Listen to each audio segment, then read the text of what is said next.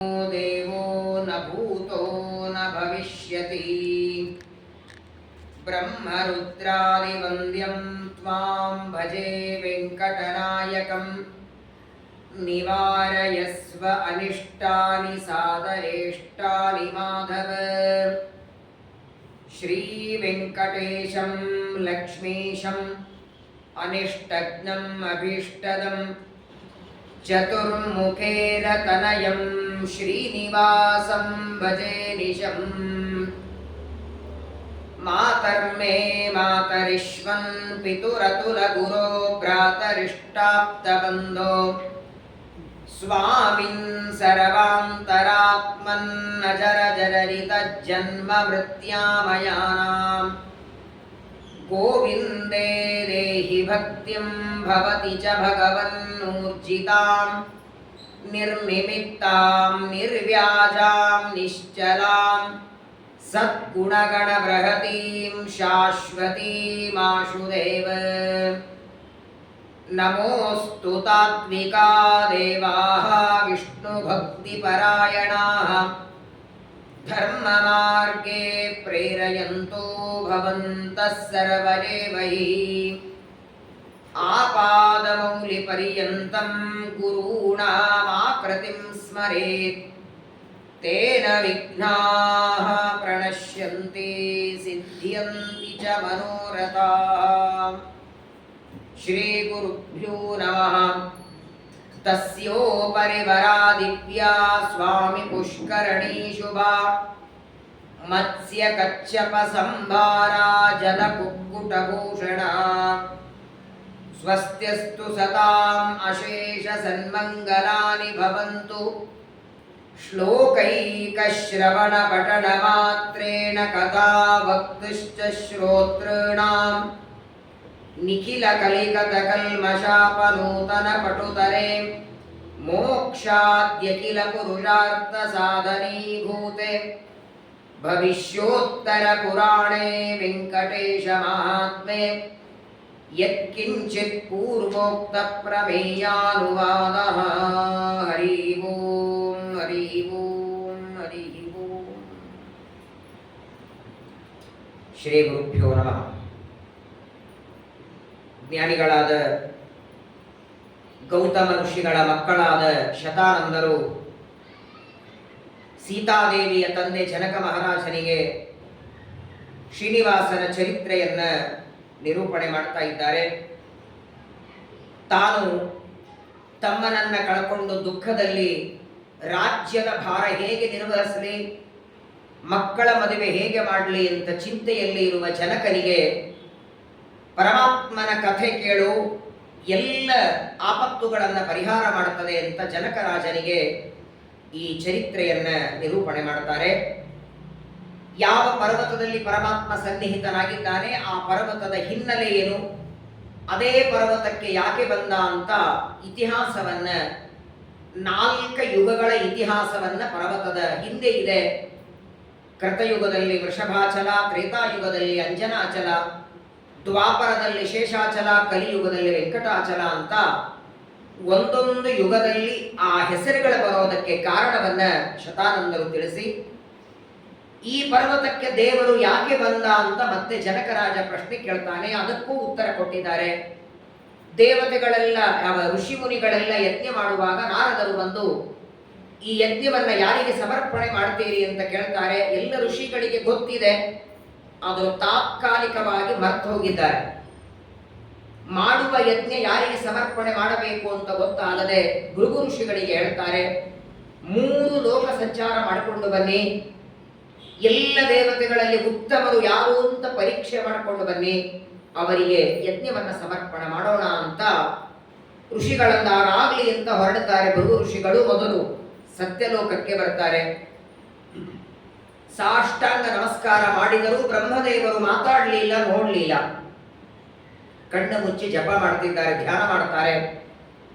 ಆಗ ತಿಳ್ಕೊಳ್ತಾರೆ ಭೃಗು ಋಷಿಗಳು, ಇವರು ಸರ್ವೋತ್ತಮರಲ್ಲ.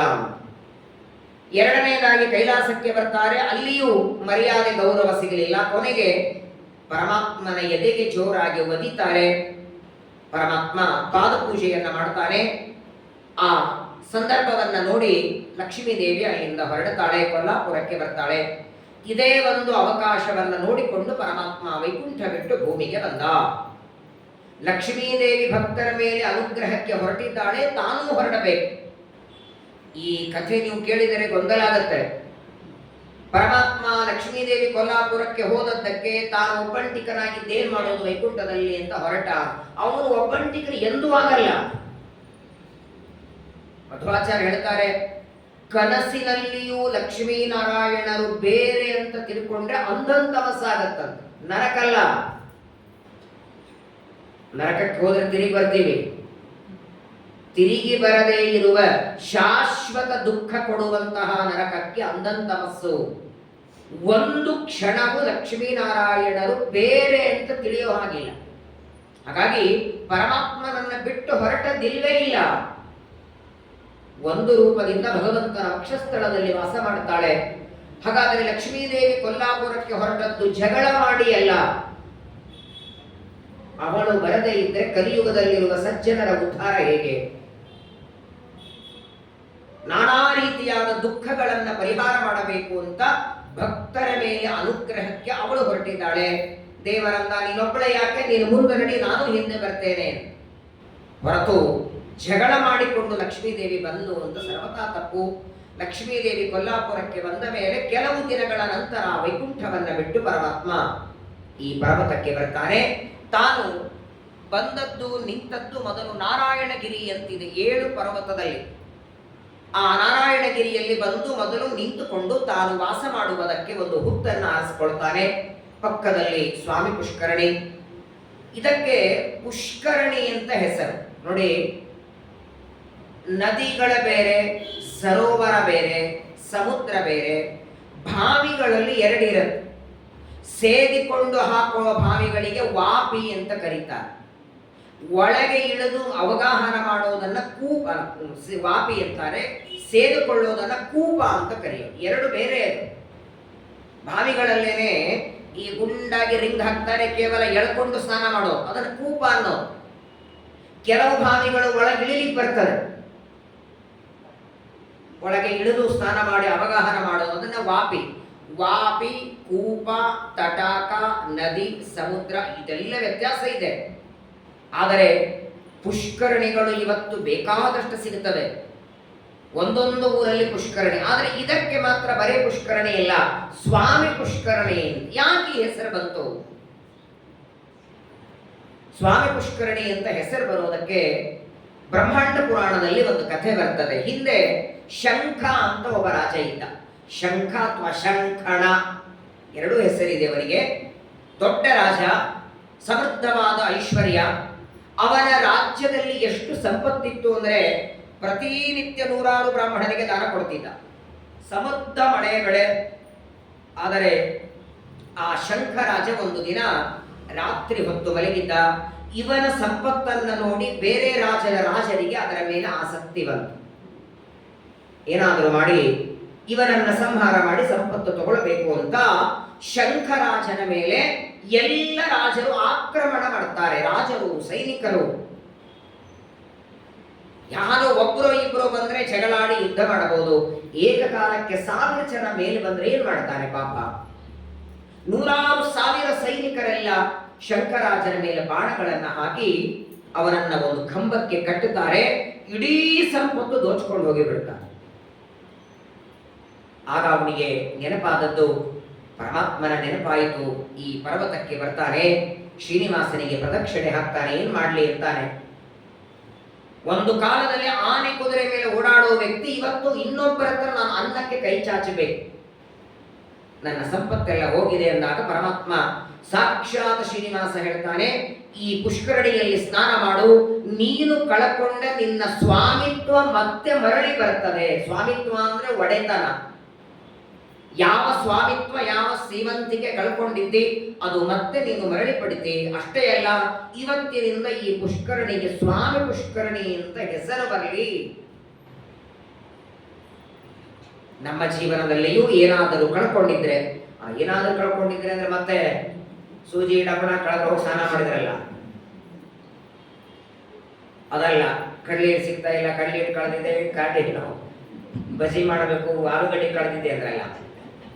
ರಾಜ್ಯ ಸಂಪತ್ತು ಅಥವಾ ದೊಡ್ಡ ಒಡೆತನ ಅದನ್ನ ಕಳೆದಿದ್ರೆ ಮತ್ತೆ ಅದನ್ನ ಪಡಿತಾನೆ ಅನ್ನೋದಕ್ಕಾಗಿ ಸ್ವಾಮಿ ಪುಷ್ಕರಣಿ, ಅಂತಹ ಪುಷ್ಕರಣಿಯ ಪಕ್ಕದಲ್ಲಿ ಹುಣಸೆ ಮರದ ಕೆಳಗೆ ವಾಸ ಮಾಡುತ್ತಿದ್ದ. ನೋಡಿ, ಶ್ವೇತದ್ವೀಪ, ಅನಂತಾಸನ, ವೈಕುಂಠವೆಂಬ 3 ಮನೆ ಇದೆ ದೇವರಿಗೆ. ನಮ್ಮ ಹಾಗೆ ಸಿಮೆಂಟ್ ಉಸುಕಿಂದ ಕಟ್ಟಿದ್ದಲ್ಲ. ಪ್ರಳಯ ಕಾಲದಲ್ಲಿ ಎಲ್ಲಾ ಲೋಕಗಳು ನೀರಲ್ಲಿ ಮುಳುಗುತ್ತವೆ, ದೇವರ ಲೋಕಗಳಿಲ್ಲ. ಶ್ವೇತದ್ವೀಪ, ಅನಂತಾಸನ, ವೈಕುಂಠಗಳಿಗೆ ನಾಶವೇ ಇಲ್ಲ. ಸಾಕ್ಷಾತ್ ಲಕ್ಷ್ಮೀದೇವಿ ಒಂದು ರೂಪದಲ್ಲಿ ಇದ್ದಾಳೆ. ಅಂಥ ವೈಕುಂಠ ಬಿಟ್ಟು ಯಾಕ್ರಿ ಬಂದ ಭೂಮಿಗೆ? ಒಳ್ಳೆ ಅರಮನೆ ಇದ್ದು, ತನ್ನದೇ ಸ್ವಂತ ಅರಮನೆ ಇದ್ದಾಗ ಅದನ್ನು ಬಿಟ್ಟು ಯಾರಾದರೂ ಕೊಂಪಿಯೊಳಗೆ ಕಟ್ಟಿಗೆ ಮನೆಯಲ್ಲಿ ಇರ್ಲಿಕ್ಕೆ ಇಷ್ಟಪಡ್ತಾರಾ? ಭಗವಂತನಿಗೆ ಆ ವೈಕುಂಠಕ್ಕಿಂತಲೂ ಹೆಚ್ಚು ತನ್ನ ಭಕ್ತರ ಮೇಲೆ ಅನುಗ್ರಹ ಮಾಡಬೇಕು. ಒಂದು ವೇಳೆ ಆ ವೆಂಕಟಾಚಲದಲ್ಲಿ ದೇವರು ಬಂದು ನಿಂತಿರಲಿಲ್ಲ ಅಂದ್ರೆ ನೀವು ಯಾತ್ರೆ ಹೋಗ್ತಿದ್ದೀರಾ? ಇಲ್ಲ. ಯಾಕೆ ಹೋಗ್ತಿದ್ರಿ? ಸರ ಅದು ಇದು ತಗೊಳ್ಳಿಕ್ಕೆ, ಶಾಪಿಂಗ್ ಮಾಡಲಿಕ್ಕೆ. ತನ್ನ ದರ್ಶನ ಮಾಡುವ ಮಾತ್ರದಿಂದ, ತನ್ನನ್ನ ಒಂದೇ ಕ್ಷಣ ನೋಡಿದರೂ ಸಾಕು, ಭಕ್ತರ ಪಾಪವನ್ನ, ರೋಗವನ್ನ, ದಾರಿದ್ರ್ಯವನ್ನ ಪರಿಹಾರ ಮಾಡಬೇಕು ಅಂತ ವೈಕುಂಠವನ್ನ ಬಿಟ್ಟು ಆ ಬೆಟ್ಟದಲ್ಲಿ ಬಂದು ನಿಂತಿದ್ದಾನೆ. ದೇವರು ವೈಕುಂಠ ಬಿಟ್ಟು ಬಂದಾದ ಮೇಲೆ 1-2 ವರ್ಷಗಳ ನಂತರ ಕೊಲ್ಲಾಪುರದಲ್ಲಿ ಲಕ್ಷ್ಮೀದೇವಿಗೆ ವಾರ್ತೆ ಗೊತ್ತಾಯಿತು. ತಾನು ವೈಕುಂಠ ಬಿಟ್ಟು ಬಂದದ್ದಕ್ಕೆ ಪರಮಾತ್ಮನು ವೈಕುಂಠವನ್ನ ಬಿಟ್ಟು ಭೂಮಿಗೆ ಬಂದಿದ್ದಾನೆ, ಆದರೆ ಎಲ್ಲಿದ್ದಾನೆ ಗೊತ್ತಿಲ್ಲ. ಲಕ್ಷ್ಮೀದೇವಿ ವಿಚಾರ ಮಾಡ್ತಾಳೆ, ಅಯ್ಯೋ ಪಾಪ, ನಾನಿಲ್ಲ ಅಂತ ವೈಕುಂಠ ಬಿಟ್ಟು ಬರೋದಲ್ಲದೆ ಎಲ್ಲೋ ಇದ್ದಾರೆ ಪಾಪ, ಮನೆಯವರು ಊಟ ಮಾಡಿದ್ರೆಲ್ಲ ನೋಡ್ಬೇಕಲ್ಲ, ಎಲ್ಲಿ ನೋಡೋದು, ಹೇಗೆ ನೋಡೋದು? ಅವಳಿಗೆ ಗೊತ್ತಿಲ್ಲದೆ ಇರುವ ವಿಚಾರ ಇಲ್ಲ. ಯಸ್ಯ ಅಪಾಂಗಲವ ಮಾತ್ರತ ಊರ್ಜಿತ ಸಾ ಶ್ರೀರ್ಯ ಕಟಾಕ್ಷ ಬಲವ ತ್ಯಜಿತಂ ನಮಾಮಿ. ದ್ವಾದಶ ಸ್ತೋತ್ರದಲ್ಲಿ ಮಧ್ವಾಚಾರ್ಯರಂತಾರೆ, ಹೇಗೆ ಇಡೀ ಜಗತ್ತಿನ ಜ್ಞಾನ ಲಕ್ಷ್ಮೀದೇವಿಗಿದೆ ನೋಡಿ, ಹಾಗೆ ಪರಮಾತ್ಮನ ಬಗ್ಗೆ ಚೆನ್ನಾಗಿ ಗೊತ್ತಿದೆ ಅವಳಿಗೆ. ತ್ರಿಗುಣಮಾನಿ ಅವಳು. ಆದರೂ ಒಂದು ನಾಟಕವನ್ನ ಮಾಡ್ತಾಳೆ. ಎಲ್ಲಿದ್ದಾನೆ ದೇವರು ಹುಡುಕಬೇಕಲ್ಲ, ಹೇಗೆ ಹುಡುಕೋದು? ಅದಕ್ಕೊಂದು ಉಪಾಯ ಮಾಡ್ತಾಳೆ. ಮಗನಾದ ಬ್ರಹ್ಮನನ್ನ ಕರೆದು ನೀನು ಆಕಳಾಗು ಒಂದು, ರುದ್ರದೇವರು ಮೊಮ್ಮಗನನ್ನ ಕರೆದು ನೀನು ಕರುವಾಗಬೇಕು ಅಂತ. ನೋಡಿ ಎಂಥ ಸ್ಥಾನ ಲಕ್ಷ್ಮೀದೇವಿಗೆ. ಇಡೀ ಜಗತ್ತಾಳುವ ಬ್ರಹ್ಮದೇವರನ್ನ ಆಕಳಾದವನು ಆಗ್ಲವು. ಬ್ರಹ್ಮದೇವರು, ರುದ್ರದೇವರು, ವಾಯುದೇವರು ಲಕ್ಷ್ಮೀದೇವಿಯ ಸೇವೆ ಮಾಡುವ ಸೇವಕರು.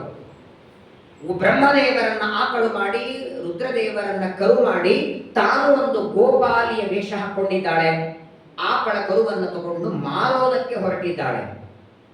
ದಾರಿಯಲ್ಲೆಲ್ಲ ಜೋರಾಗಿ ಕೂಗುತ್ತಾ ಇದ್ದಾಳೆ, ಯಾರಿಗಾದ್ರೂ ಆಕಳ ಬೇಕಮ್ಮ, ಆಕಳ ತಗೊಂಡ್ರೆ ಕರು ಫ್ರೀ ಆಗಿ ಕೊಡ್ತೇನೆ, by one get one free. ಕೇವಲ ಆಕಳ ಬೇಕು ಅಂತ ಮಾರ್ತಿಲ್ಲ. ಆ ಹೇಳುವಾಗ ಹೇಳ್ತಾಳೆ, ಇದು ಸಾಮಾನ್ಯ ಆಕಳಲ್ಲ, ಕೇವಲ ಗೋಮಯ, ಗೋಮೂತ್ರ, ಹಾಲು ಕೊಡುವ ಆಕಳಲ್ಲ. ಪ್ರಾಯ ಜಗತ್ತಿನೊಳಗೆ ಆಕಳು ಗೆಂಜಲ ಕೊಡುತ್ತದೆ, ಹಾಲು ಕೊಡುತ್ತದೆ, ಬೇಡಿದ್ದು ಕೊಡುವ ಆಕಳಿದು. ಜ್ಞಾನ, ಭಕ್ತಿ, ಆಯುಷ್ಯ, ಆರೋಗ್ಯ, ಸಂಪತ್ತು, ಸೌಭಾಗ್ಯ ಏನು ಅಪೇಕ್ಷಾ ಪಡ್ತೀರೋ ನೀವು ಕಣ್ಣು ಮುಚ್ಚೋದ್ರೊಳಗೆ ನಿಮ್ಮ ಎದುರುಗಡೆ ಇರ್ತದೆ. ಇಂತಹ ಆಕಳನ್ನು ಯಾರಿಗಾದರೂ ಬೇಕು ಅಂತ ಓಣಿಯೊಳಗೆ ಕೂಗುತ್ತಾ ಲಕ್ಷ್ಮೀದೇವಿ ಬರುತ್ತಿದ್ರು. ಇಡೀ ಊರಿನ ಜನ ಎಲ್ಲ ಬಂದಿದ್ದಾರೆ. ಎಂಥದ್ದಿದೆ ಆಕಳ ನೋಡಬೇಕು ಅಂತ. ಯಾಕೆ? ಪರಮಾತ್ಮನನ್ನ ಹುಡುಕಬೇಕು ಅಂತ. ಆ ವೆಂಕಟಾಚಲದಲ್ಲಿ ಪರ್ವತದಲ್ಲಿ ದೇವರಿದ್ದಾನೆ. ಆ ಪರ್ವತದಲ್ಲಿ ಎಲ್ಲಿದ್ದಾನೆ ಅಂತ ಹುಡುಕುವುದಕ್ಕೆ ಯಾಕೆ ಬ್ರಹ್ಮದೇವರನ್ನ ಆಕಳಾಗಿ ಮಾಡಿಕೊಳ್ಳು ಅಂದ್ರೆ, ನೀವು ಆಕಳ ಒಂದು ಗುಣ ನೋಡಿ ಗೊತ್ತಿರಬಹುದು ನಿಮಗೆ. ಆಕಳ ಮುಂದೆ ನೀವು ಯಾವುದೇ ತೊಪ್ಪಲ ಹಾಕಿ ತಿನ್ನೋದಕ್ಕೆ, ಯಾವುದೇ ತೊಪ್ಪಲ ಹಾಕಿ ಅದು ತಿನ್ನೋದಕ್ಕಿಂತ ಮೊದಲು ವಾಸನೆ ನೋಡುತ್ತದೆ. ಏನ್ ನೋಡ್ತದೆ ವಾಸನೆ? ಚೆನ್ನಾಗಿದೆಯಾ ಅಂತ ಅಲ್ಲ, ಈ ಆಹಾರ ತಿಂದ್ರೆ ಜೀರ್ಣ ಆಗತ್ತೋ ಇಲ್ಲೋ ಅಂತ ವಾಸನೆಯಿಂದ ಗೊತ್ತಾಗತ್ತಂತದಕ್ಕೆ. ಅದು ತನ್ನ ಹೊಟ್ಟೆಯಲ್ಲಿ ಜೀರ್ಣ ಆಗೋದಿಲ್ಲ ಅಂತ ಆದರೆ ಅದು ಎಷ್ಟೇ ಚೆನ್ನಾಗಿರ್ಲಿ. ಏನ್ ಜ್ಞಾನ ಕೊಟ್ಟಿದ್ದ ನೋಡಿ. ನಮಗಿಂತ ಅದೇ ಚೆನ್ನಾಗಲ್ವಾ? ತಿಂದ ಮೇಲೆ ಜೀರ್ಣ ಆಗ್ಲಿಲ್ಲ ಅಂದ್ರೆ ಏನೋ ತಗೋ ಪಾನೋ ತಗೋ, ಏನೋ ಬಂದಾಗ ಇವತ್ತು ನಾಳೆ ಅದು ತಗೋ ಇದು ತಗೋ ಸೋಡಾ ತಗೋ, ನಾವೆಲ್ಲ ಅಜೀರ್ಣತೆ ಆದ್ಮೇಲೆ ಒದ್ದಾಡೋರು ನಾವು. ತಿನ್ನೋದಕ್ಕೆ ಮೊದಲು ಎಲ್ಲಾದ್ರೂ ಕೇಳಿದ್ದೀರಾ? ಹುಲ್ಲು ತಿಂದು ಆಕಳು ಅಜೀರ್ಣ ಆದ ಉದಾಹರಣೆ ಇದೆಯಾ? ಒಂದು ದಿನ ಹೆಚ್ಚು ಕಮ್ಮಿ ಊಟ ಆಯಿತು, ಪೂರ್ವಾಷಾಢ ಉತ್ತರಾಷಾಢ, ಎಷ್ಟು ವಿಚಿತ್ರ ನೋಡಿ. ಆಕಳ ಹೊಟ್ಟೆಯಲ್ಲೂ ಜಾಠರಾಗ್ನಿ ಇದೆ, ನಮ್ಮ ಹೊಟ್ಟೆಯಲ್ಲೂ ಜಾಠರಾಗ್ನಿ ಇದೆ. ಎರಡೂ ಕಡೆಗೆ ಜಾಠರಾಗ್ನಿ, ಎರಡೂ ಜಾಠರಾಗ್ನಿ ತಿಂದದ್ದು ಜೀರ್ಣವೇ ಮಾಡುತ್ತದೆ. ಆದರೆ ಹುಲ್ಲು ನಾವು ತಿನ್ನೋ ಹಾಗಿಲ್ಲ, ಅನ್ನ ಅದು ತಿನ್ನೋ ಹಾಗಿಲ್ಲ. ಬ್ರಹ್ಮದೇವರ ಆಕಳು ಮಾಡಿ ಎಲ್ಲ ಆ ಓಣಿಯೊಳಗೆ ಮಾರ್ತಾ ಬರುವಾಗ ಎಲ್ಲ ಊರಿನ ಜನ ಅಂತಾರೆ, ನೋಡಮ್ಮ ಈ ಆಕಳು ತಗೊಳ್ಳುವಷ್ಟು ದುಡ್ಡು ನಮ್ಮ ಹತ್ರ ಇಲ್ಲ, ಯಾಕೆ ಸುಮ್ಮನೆ ನೀನು ಬದಲ್ತಿ? ನಮ್ಮ ಊರಲ್ಲಿ ರಾಜ ಇದ್ದಾನೆ, ಚೋಳ ಅಂತ ರಾಜ, ನಾಗಕನ್ಯೆಯಲ್ಲಿ ಹುಟ್ಟಿದವ. ಇಷ್ಟೊತ್ತು ಅಲ್ಲಿವರೆಗೆ ಎಲ್ಲಾಗಿತ್ತು ಅಂದ್ರೆ, ಪರಮಾತ್ಮ ವೈಕುಂಠವನ್ನ ಬಿಟ್ಟು ಬಂದು ಭೂಮಿಯ ಬಂದ ಮೇಲೆ ಲಕ್ಷ್ಮೀದೇವಿ ಹುಡುಕೋದಕ್ಕೆ ಬರೋ ಹೊತ್ತಿಗೆ ದ್ವಾಪರ ಯುಗ ಮುಗಿದು ಕಲಿಯುಗ ಶುರುವಾಗಿತ್ತು. ಅಂದ್ರೆ ಸುಮಾರು 10,000 ವರ್ಷ ಮುಗಿತಾ ಬಂದಿತ್ತು. ಆ ಹೊತ್ತಿಗೆ ನಾಗಕನ್ಯೆಯ ಹೊಟ್ಟೆಯಲ್ಲಿ ಚೋಳ ಅಂತ ಒಬ್ಬ ರಾಜ ಹುಟ್ಟಿದ್ದ, ದೊಡ್ಡ ಶ್ರೀಮಂತ ರಾಜ. ಆ ರಾಜನ ಹತ್ರ ಹೋಗು, ಅವನು ತಗೊಂಡ್ರೆ ತಗೋತಾನೆ, ಉಳಿದವ್ರ ಹತ್ರ ಅಷ್ಟು ದುಡ್ಡಿಲ್ಲ ಅಂತ ಊರಿನ ಜನ ಎಲ್ಲ ಅಂದಾಗ ಸರಿ ಅಂತ ಗೋಪಾಲಿ ಲಕ್ಷ್ಮೀದೇವಿ ಆಕಳ ಕರುವನ್ನು ತಗೊಂಡು ಚೋಳರಾಜನ ಆಸ್ಥಾನಕ್ಕೆ ಬರ್ತಾಳೆ. ಚೋಳರಾಜ ಈಗಾಗಲೇ ಚೋಳರಾಜನ ಹತ್ರ 100 ಆಕಳಿವೆ. ಆಕಳನ್ನ ಕಾಯೋದಕ್ಕೆ ಒಬ್ಬ ಗೋಪಾಲಕನನ್ನು ಇಟ್ಟಿದ್ದಾನೆ. ಆದರೂ ಲಕ್ಷ್ಮೀದೇವಿ ಆಕಳ ಬಗ್ಗೆ ಹೇಳಿದ್ಲು, ನಿಮ್ಮ ಮನೆಯಲ್ಲಿರುವ ಎಲ್ಲ ಆಕಳು ಸೇರಿ ಎಷ್ಟು ಹಾಲು ಕೊಡತ್ತಲ್ಲ, ಅದಕ್ಕೂ 2 ಪಟ್ಟು ಹಾಲು ಇದು ಒಂದು ಆಕಳ ಕೊಡತ್ತೆ. ಕೇವಲ ಆಕಳ ಹಾಲು ಕುಡಿದ್ರೆ ಶಕ್ತಿ ಮಾತ್ರ ಬರ್ತದೆ, ಆದರೆ ಈ ಆಕಳ ಹಾಲು ಕುಡಿದ್ರೆ ಜ್ಞಾನದ ಅಭಿವೃದ್ಧಿ ಆಗತ್ತೆ, ಭಕ್ತಿ ಬರ್ತದೆ. ಅದು ಬ್ರಹ್ಮದೇವರು ಅಂತ ಹೇಳಲಿಲ್ಲ, ಇದೊಂದು ವಿಶಿಷ್ಟವಾದ ಆಕಳು, ಇದನ್ನು ನಿನಗೆ ಮಾರಿ ಹೋಗ್ತೇನೆ ಅಂತ ಆ ಚೋಳರಾಜನಿಗೆ ಆಕಳನ್ನ ಮಾರಿ ಜಗನ್ಮಾತೆ ಲಕ್ಷ್ಮೀದೇವಿ ಮತ್ತೆ ಕೊಲ್ಲಾಪುರಕ್ಕೆ ಹೋಗಿಬಿಡುತ್ತಾರೆ. ಬ್ರಹ್ಮದೇವರು ಯಾವ ಕೆಲಸಕ್ಕೆ ಬಂದಿದ್ದಾರೆ? ಪ್ರತಿನಿತ್ಯ ಆ ಗೋಪಾಲ ಆಕಳನ್ನು ತಗೊಂಡು ಹೋಗಬೇಕು, ಜೊತೆಗೆ ಬರಬೇಕು. ವೆಂಕಟಾಚಲದಲ್ಲಿ ಎಲ್ಲ ಆಕಳಗಳ ಹುಲ್ಲು ತಿಂತಾ ಇತ್ತು, ಈ ಒಂದು ಆಕಳು ಮಾತ್ರ ತಿಂತಿರಲಿಲ್ಲ. ನೋಡಿ, ದೇವತೆಗಳಲ್ಲಿ ಬ್ರಹ್ಮದೇವರೊಬ್ಬರೇ. ಯಾವುದೇ ಕಾರಣಕ್ಕೆ ಮನುಷ್ಯ ಲೋಕಕ್ಕೆ ಬಂದ್ರೆ ಇಲ್ಲಿರುವ ಸಣ್ಣ ಒಂದು ಕಾಳು ತಿನ್ನಲ್ಲ ಅವರು. ನೋಡಿ, ಬೇಕಾದ್ರೆ ವಾಯುದೇವರು ಹನುಮಂತನಾಗಿ, ಮಧ್ವಾಚಾರ್ಯರಾಗಿ, ಭೀಮಸೇನ ದೇವರಾಗಿ ಬಂದರು. ಇಂದ್ರದೇವರು ವಾಲಿಯಾಗಿ, ಟೀಕಾಚಾರ್ಯರಾಗಿ ಬಂದರು. ಸೂರ್ಯ ಸುಗ್ರೀವನಾಗಿ, ಆಮೇಲೆ ಮುಂದೆ ಕರ್ಣನಾಗಿ, ಎಲ್ಲಾ ದೇವತೆಗಳ ಭೂಮಿಗೆ ಬಂದ್ರೆ ಮನುಷ್ಯ ಅನ್ನ ತಿಂತಾರೆ. ಅಷ್ಟೇ ಯಾಕೆ, ದೇವರೇ ತಿಂತಾನೆ. ರಾಮಾವತಾರದಲ್ಲಿ ಶಬರಿ ಕೊಟ್ಟ ಹಣ್ಣು ತಿಂದ, ಕೃಷ್ಣಾವತಾರದಲ್ಲಿ ಆ ಯಜ್ಞ ಪತ್ನಿಯರ ಕೊಟ್ಟ ಅನ್ನ ತಿಂದ. ಆದರೆ ಮನುಷ್ಯ ಅನ್ನ ಬ್ರಹ್ಮದೇವರ ತಿನ್ನೋದಿಲ್ಲ. ಇದೇ ವೆಂಕಟೇಶ ಕಲ್ಯಾಣದಲ್ಲಿ 3 ಕಡೆಗೆ ಬರ್ತದೆ. ಈಗ ಬ್ರಹ್ಮದೇವರು ಆಕಳಾಗಿ ಬಂದು ಅಲ್ಲೆಲ್ಲ ಕಡೆಗೆ ಹುಡುಕ್ತಾರೆ, ಹುಲ್ಲು ತಿಂತಾ ಇಲ್ಲ. ಇದೇ ಬ್ರಹ್ಮದೇವರನ್ನ ಮುಂದೆ ಪರಮಾತ್ಮ ಕೊರವಂಜಿಯಾದಾಗ ಮಗು ಮಾಡಿಕೊಡ್ತಾನೆ. ಧರಣಿ ದೇವಿಯ ಮನೆಗೆ ಬಂದಾಗ ಅಲ್ಲಿ ಹಾಲು ಅನ್ನ ತಿನ್ನಿಸ್ಬೇಕು ಅಂದ್ರೆ ಬಾಯಿ ತೆಗಿಲಿಲ್ಲ. ಮನುಷ್ಯ ಅನ್ನ ಬ್ರಹ್ಮದೇವರು ತಿನ್ನೋದಿಲ್ಲ. ಕೇವಲ ಲಕ್ಷ್ಮೀದೇವಿ ಆಜ್ಞೆ ಮಾಡಿದಂತೆ ಆ ಪರ್ವತದಲ್ಲಿ ಹುಡುಕ್ಬೇಕು. ಯಾವಾಗ ಹುತ್ತಿನಲ್ಲಿ ದೇವರಿದ್ದಾನೆ ಅಂತ ಗೊತ್ತಾಗಿತ್ತೋ ಪ್ರತಿನಿತ್ಯ ಅಲ್ಲಿ ಬರಬೇಕು, ಹಾಲು ಸುರಿಸ್ಬೇಕು. ಒಂದು ಕಥೆ, ಒಂದು ಮಾತು ನಿಮ್ಗೆ ಗೊತ್ತಿರಬಹುದು. ಹಿಂದೆಲ್ಲ ನೋಡಿ, ವಸಿಷ್ಠರ ಹತ್ರನೂ ಆಕಳಿತ್ತು, ಜಮದಗ್ನಿ ಋಷಿಗಳ ಹತ್ರ ಆಕಳು, 7 ಋಷಿಗಳ ಮನೆಯಲ್ಲಿ ಆಕಳಿತ್ತು. ಆದರೆ ಯಾವ ಋಷಿಗಳು ಆಕಳ ಹಾಲನ್ನ ಹಿಂಡುತ್ತಿರಲಿಲ್ಲ. ಬೇಕಾದರೆ 18 ಪುರಾಣ ತೆಗೆದು ನೋಡಿ ನೀವು.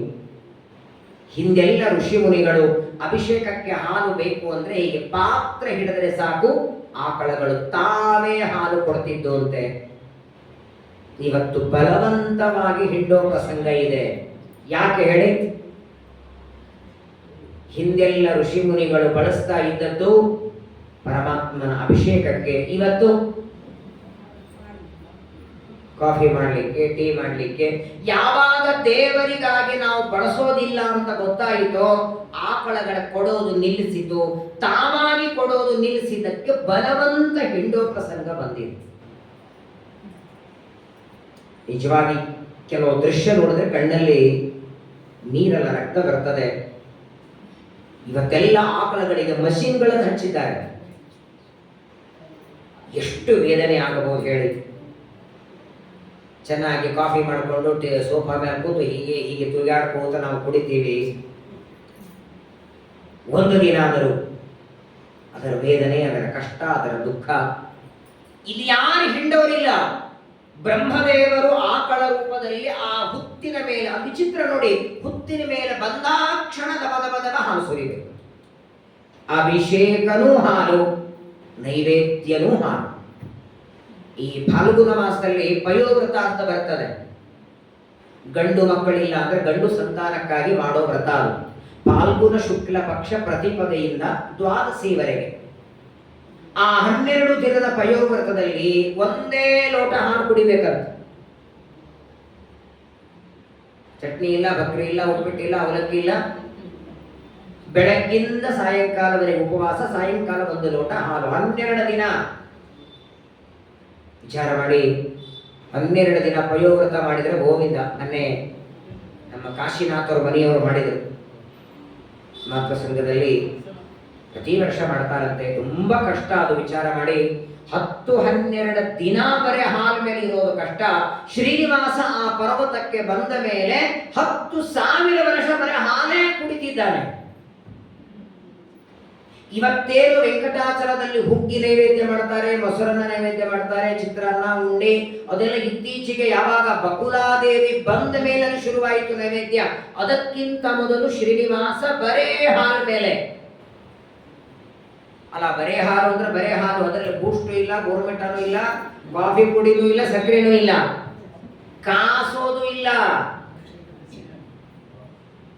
ಬ್ರಹ್ಮದೇವರು ಆಕಳ ರೂಪದಲ್ಲಿ ಹಾಲು ಹಾಕಬೇಕು, ದೇವರ ಸ್ವೀಕಾರ ಮಾಡಬೇಕು ಅನ್ನೋದಕ್ಕಾಗಿಯೇ ಇವತ್ತು ಶುಕ್ರವಾರ ನೋಡಿ, ಇವತ್ತು ವೆಂಕಟಾಚಲದಲ್ಲಿ ದೇವರಿಗೆ ಅಭಿಷೇಕ ಆಗಿರ್ತದೆ. ಪ್ರತಿ ಶುಕ್ರವಾರ ಶ್ರೀನಿವಾಸನಿಗೆ ಇಂದಿಗೂ ಕ್ಷೀರಾಭಿಷೇಕ ಪರಮಾತ್ಮನಿಗೆ ನಡೀತದೆ. ಬ್ರಹ್ಮದೇವರು ಆಕಳಾಗಿ ಬಂದು ಹಾಲು ಕೊಡ್ತಾ ಇದ್ದಾರೆ. ಒಂದು ದಿನ ಚೋಳರಾಜನ ಹೆಂಡತಿ ಪ್ರತಿನಿತ್ಯ ಯಾವಾಗ ಲಕ್ಷ್ಮೀದೇವಿ ಆ ಆಕಳನ್ನ ಮಾರಿ ಹೋಗಿದ್ದಾಳೆ ನೋಡಿ, ಅವತ್ತಿನಿಂದ ಚೋಳರಾಜನ ಹೆಂಡತಿಗೆ ಒಂದೇ ಮನಸ್ಸಿನಲ್ಲಿ ಈ ಆಕಳ ಹಾಲು ಮಗನಿಗೆ ಕೊಡಿಸ್ಬೇಕು. ಯಾಕಂದ್ರೆ ಲಕ್ಷ್ಮೀದೇವಿ ಹೇಳಿದ್ದಲ್ಲ, ಸಾಮಾನ್ಯ ಆಕಳಲ್ಲ, ಈ ಆಕಳ ಹಾಲು ಕುಡಿದಂತಹ ವ್ಯಕ್ತಿ ಆಯುಷ್ಯವಂತಾಗ್ತಾನೆ, ಆರೋಗ್ಯವಂತನಾಗ್ತಾನೆ, ತನ್ನ ಮಗನಿಗೆ ಒಳ್ಳೆ ಆಯುಷ್ಯ ಆರೋಗ್ಯ ಬರಲಿ ಅಂತ ಪ್ರತಿನಿತ್ಯ ಅದರ ಹಾಲನ್ನು ಕುಡಿಸ್ಬೇಕು. ಆದರೆ ಒಂದು ದಿನ ಹಾಲು ಹಿಂಡಬೇಕು ಅಂದ ಕ್ಷಣ ಜೋರಾಗಿ ಒದಿತಾರೆ ಆಕಳು. ಬ್ರಹ್ಮದೇವರು ಆಕಳಾದಾಗ ಆ ಹಾಲನ್ನ ದೇವರಿಗೆ ಬಿಟ್ಟರೆ ಸಾಮಾನ್ಯರಿಗೆ ಸಿಗತ್ತಾ? 2 ಬಾರಿ ಚೋಳರಾಜನ ಹೆಂಡತಿಗೆ ಆಕಳು ಒದ್ದಾಕ್ಷಣ ಕೋಪ ಬಂತು. ಆ ಸೇವಕರನ್ನ, ಗೋಪಾಲಕರನ್ನ ಕರೆದು ಬೈತಾಳೆ. ಗವಾಂಪಾಲಕ ದುರ್ಬುದ್ಧೆ, ಜೋರಾಗಿ ಬೈತಾಳೆ. ಏನ್ ಮಾಡುತ್ತೆ? ಯಾಕೆ ಆಕಳು ಹಾಲು ಕೊಡ್ತಾ ಇಲ್ಲ? 2 ಬಾರಿ ನನಗೆ ಜೋರಾಗಿ ಒದಿತಾ ಇದೆ. ಚೋಳರಾಜನ ಸೇವಕ ಅಂತಾನೆ, ಗೊತ್ತಿಲ್ಲ ನನಗೆ ಅಂತಾನೆ. ಸರಿ, ನಾನು ಬೇಡ, ನೀನೇ ಹಿಂಡು ಕೊಡು ಅಂತಾನೆ. ಹಿಂಡುತ್ತಾನೆ, ಹಾಲೇ ಬರ್ತೀನಿ. ಎಲ್ಲಿಂದ ಬರಬೇಕು? ಇರೋ ಹಾಲೆಲ್ಲ ಪರ್ವತ ಮೇಲೆ ಸುರಿದು ಬಂದ್ರೆ ಎಲ್ಲಿಂದ ಬರಬೇಕು?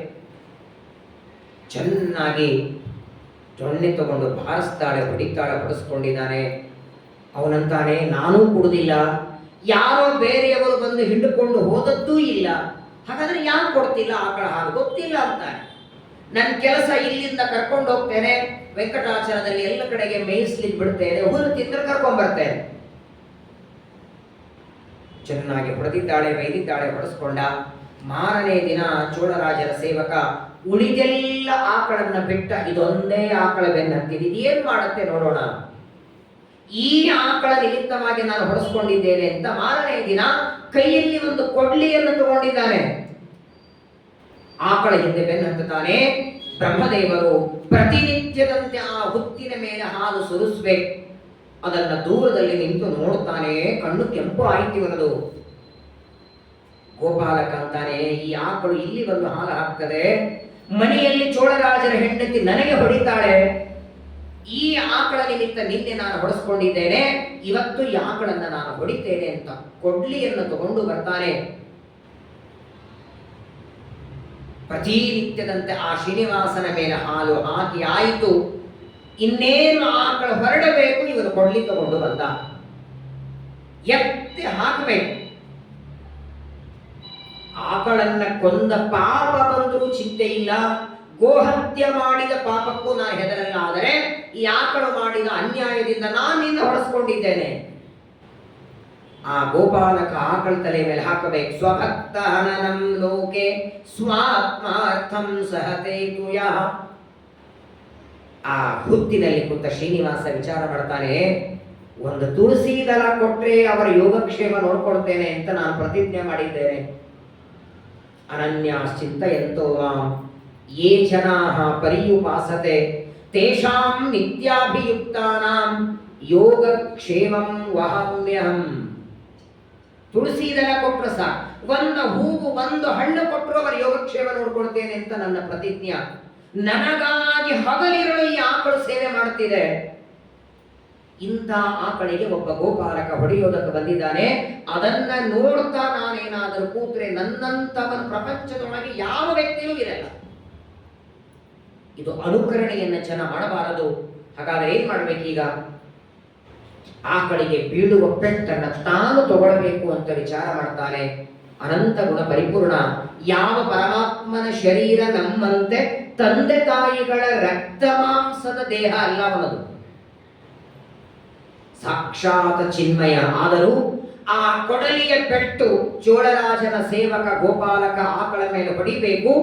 ಆಕಳನ್ನ ಸರಿಸಿದ ತನ್ನ ತಲೆಯನ್ನ ಕೊಡುತ್ತಾನೆ ಶ್ರೀನಿವಾಸ.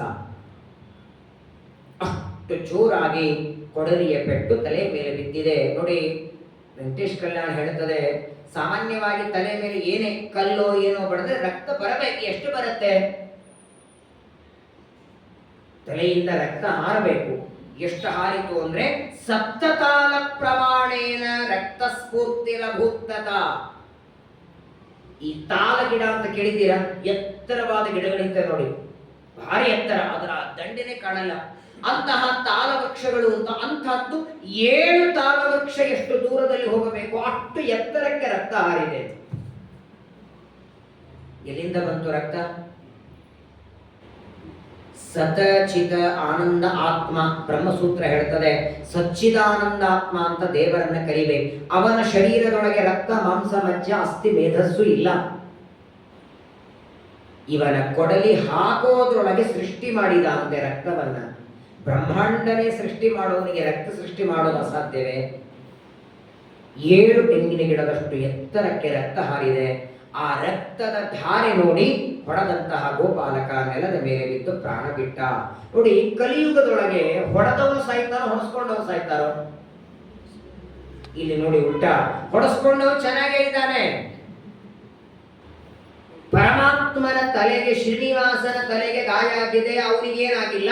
ಆದ್ರೆ ಆ ರಕ್ತದ ಧಾರೆ ನೋಡಿ ಮೂರ್ಛಿತನಾಗಿ ಬಿದ್ದು ಕೊನೆಗೆ ಪ್ರಾಣ ಬಿಟ್ಟ. ಚೋಳರಾಜನ ಸೇವಕ ನೆಲಕ್ಕೆ ಬಿದ್ದಿದ್ದಾನೆ. ಈ ದೃಶ್ಯ ಇದೆ ನಡೆದದ್ದಲ್ಲಿ ಪರ್ವತದ ಮೇಲೆ. ಚೋಳರಾಜನ ಆಶ್ರಮ, ಅವನ ಮನೆ ರಾಜ್ಯ ಎಲ್ಲಿದೆ? ಪರ್ವತದ ಕೆಳಗೆ. ಹಾಗಾದ್ರೆ ಇಲ್ಲಿ ನಡೆದ ಈ ಘಟನೆಯನ್ನ ಅವನಿಗೆ ಹೋಗಿ ಹೇಳೋರು ಯಾರಲ್ಲಿ? ಪ್ರಾಯ ನೀವು ನೋಡಿರಬಹುದು, ಆಕಳಗಳಿಗೆ ಮಾತು ಬರಲ್ಲ, ಆದರೆ ಪರಮಾತ್ಮ ತಿಳುವಳಿಕೆ ಬಹಳ ಕೊಟ್ಟಿದ್ದಾನೆ. ನೀವು ನೋಡಿ, ಕೆಲವು ಬಾರಿ ಈ ಆಕಳಗಳು ಒದರೋದಿರ್ತದಲ್ಲ, ಸಾಯಂಕಾಲ ಆದರೆ ಜೋರಾಗಿ ಒದರ್ತವೆ. ಆಕಳಗಳು ಯಾವಾಗಲೂ ತಮಗೇನಾದರೂ ಆಪತ್ತು ಬಂದ್ರೆ ಒದರ್ತವೆ. ತಮ್ಮ ಮಗುವಿಗೆ, ಕರುವಿಗೆ ಸರಿಯಾಗಿ ಹಾಲು ಕುಡಿಸದೇ ಇದ್ರೆ ಒದರ್ತವೆ. ಅಥವಾ ಜಗತ್ತಿಗೇನಾದರೂ ಅನರ್ಥ ಆಗೋದಿದ್ರೆ ಅದಕ್ಕೂ ಒದರ್ತವೆ. ಈ ಆಕಳ ಮತ್ತು ಎಮ್ಮೆ, ಎತ್ತಿನ ಕೊರಳಲ್ಲಿ ಗಂಟಿಯನ್ನು ಕಟ್ಟಿರ್ತಾರೆ ಕೊರಳಲ್ಲಿ. ಯಾಕಂದ್ರೆ ಅವುಗಳು ದನಕರಗಳು ಇರುವಾಗ ಯಾವುದೇ ಹುಳ ಹುಟ್ಟಿ ಹಾವುಗಳು ಬರಬಾರದು. ಅವು ಅಲ್ಲಾಡಿದ್ರೆ ಸಾಕು ಗಂಟಿಯ ಸಪ್ಪಳ ಆಗತ್ತೆ, ಇಲ್ಲಿ ಯಾರೋ ಇದ್ದಾರೆ ಅಂತ ಓಡೋಗಿ ಬಿಡ್ತವೆ ಹಾವುಗಳು. ಬಹಳ ಸುಂದರ ದೇವರು ಎಷ್ಟು ಶಕ್ತಿ ಜ್ಞಾನ ಕೊಟ್ಟಿದ್ದಾನೆ. ಆ ಚೋಳರಾಜನ ಸೇವಕ ನೆಲಕ್ಕೆ ಬಿದ್ದರೆ ಆಕಳ ರೂಪದಲ್ಲಿದ್ದ ಬ್ರಹ್ಮದೇವರು ವೆಂಕಟಾಚಲದಿಂದ ಓಡಿ ಬಂದು ಚೋಳರಾಜನ ಅರಮನೆಯಲ್ಲಿ ಜೋರಾಗಿ ಹೊರಳಾಡ್ತಿದೆ ಆಕಳು. ನೆಲದ ಮೇಲೆ ಜೋರಾಗಿ ಹೊರಳಾಡ್ತಿದೆ. ಚೋಳರಾಜನ ಹೆಂಡತಿ ನೋಡ್ತಾಳೆ, ಏನೋ ಆಗಿದೆ. ಚೋಳರಾಜನಿಗೆ ಅಂತಾಳೆ, ನೋಡಿ ಯಾವತ್ತೂ ಆಕಳು ಹೀಗೆ ಮಾಡಿಲ್ಲ, ಅದಕ್ಕೇನೋ ಹೇಳಬೇಕು ಅಂತ ಅಪೇಕ್ಷೆ ಇದೆ, ಏನೋ ಅನರ್ಥ ನಡೆದಿದೆ, ಅದರ ಜೊತೆಗೆ ಹೋಗಿ ಎಂದಾಗ ಆ ಆಕಳು ಚೋಳರಾಜನನ್ನ ಕರ್ಕೊಂಡು ಬರ್ತದೆ. ಚೋಳರಾಜ ನೋಡ್ತಾನೆ, ಹುತ್ತಿನಿಂದ ರಕ್ತ ಹರಿತಿದೆ, ತನ್ನ ಸೇವಕ ಪ್ರಾಣ ಬಿಟ್ಟಿದ್ದಾನೆ. ಆದರೆ ಆ ದೃಶ್ಯ ನೋಡಿದ ಚೋಳರಾಜನಿಗೆ ಎಷ್ಟೊತ್ತಾದರೂ ಗೊತ್ತೇ ಆಗಲಿಲ್ಲ ಯಾರು ಯಾರಿಗೆ ಹೊಡೆದರು ಅಂತ. ಯಾವ ತನ್ನ ಗೋಪಾಲಕ ನೆಲದ ಮೇಲೆ ಬಿದ್ದಿದ್ದಾನೆ ಅವನ ಮೈ ಮೇಲೆ ಒಂದು ತೊಟ್ಟು ರಕ್ತ ಇಲ್ಲ, ಯಾವನ ತಲೆ ಒಡೆದು ರಕ್ತ ಹರಿತಿದೆ ಅವನು ಬದುಕೇ ಇದ್ದಾನೆ. ಬಿಡಿ, ಅವನಿಗೆ ಮರಣನೇ ಇಲ್ಲ, ಜನ್ಮ ಮರಣ ರಹಿತ ಅವನು, ಸಚ್ಚಿದಾನಂದ ಪರಮಾತ್ಮ. ಚೋಳರಾಜ ಅಂತಾನೆ, ತಾವು ಯಾರು ಅಂತ ಕೇಳದ. ನೀವ್ಯಾರು? ಹೊಡೆಸ್ಕೊಂಡದ್ದು ನೀವು, ಸತ್ತದ್ದು ಇವನು, ಇಲ್ಲೇನ್ ನಡೀತಿದೆ ಪಾಪ ನಿಜವಾದ ಗೊತ್ತಿಲ್ಲ ಅವನಿಗೆ. ಆದರೆ ನೋಡಿ, ಚೋಳರಾಜನನ್ನ ನೋಡಿದ ಕ್ಷಣ ಶ್ರೀನಿವಾಸ ಅಂದದ್ದೇನು? ಈ ಕೆಲವು ಮಾತುಗಳನ್ನು ಸ್ವಲ್ಪ ನಮ್ಮ ಮಧ್ವಾಚಾರ್ಯರ ದೃಷ್ಟಿಯಲ್ಲಿ ನಾವು ನೋಡಬೇಕು.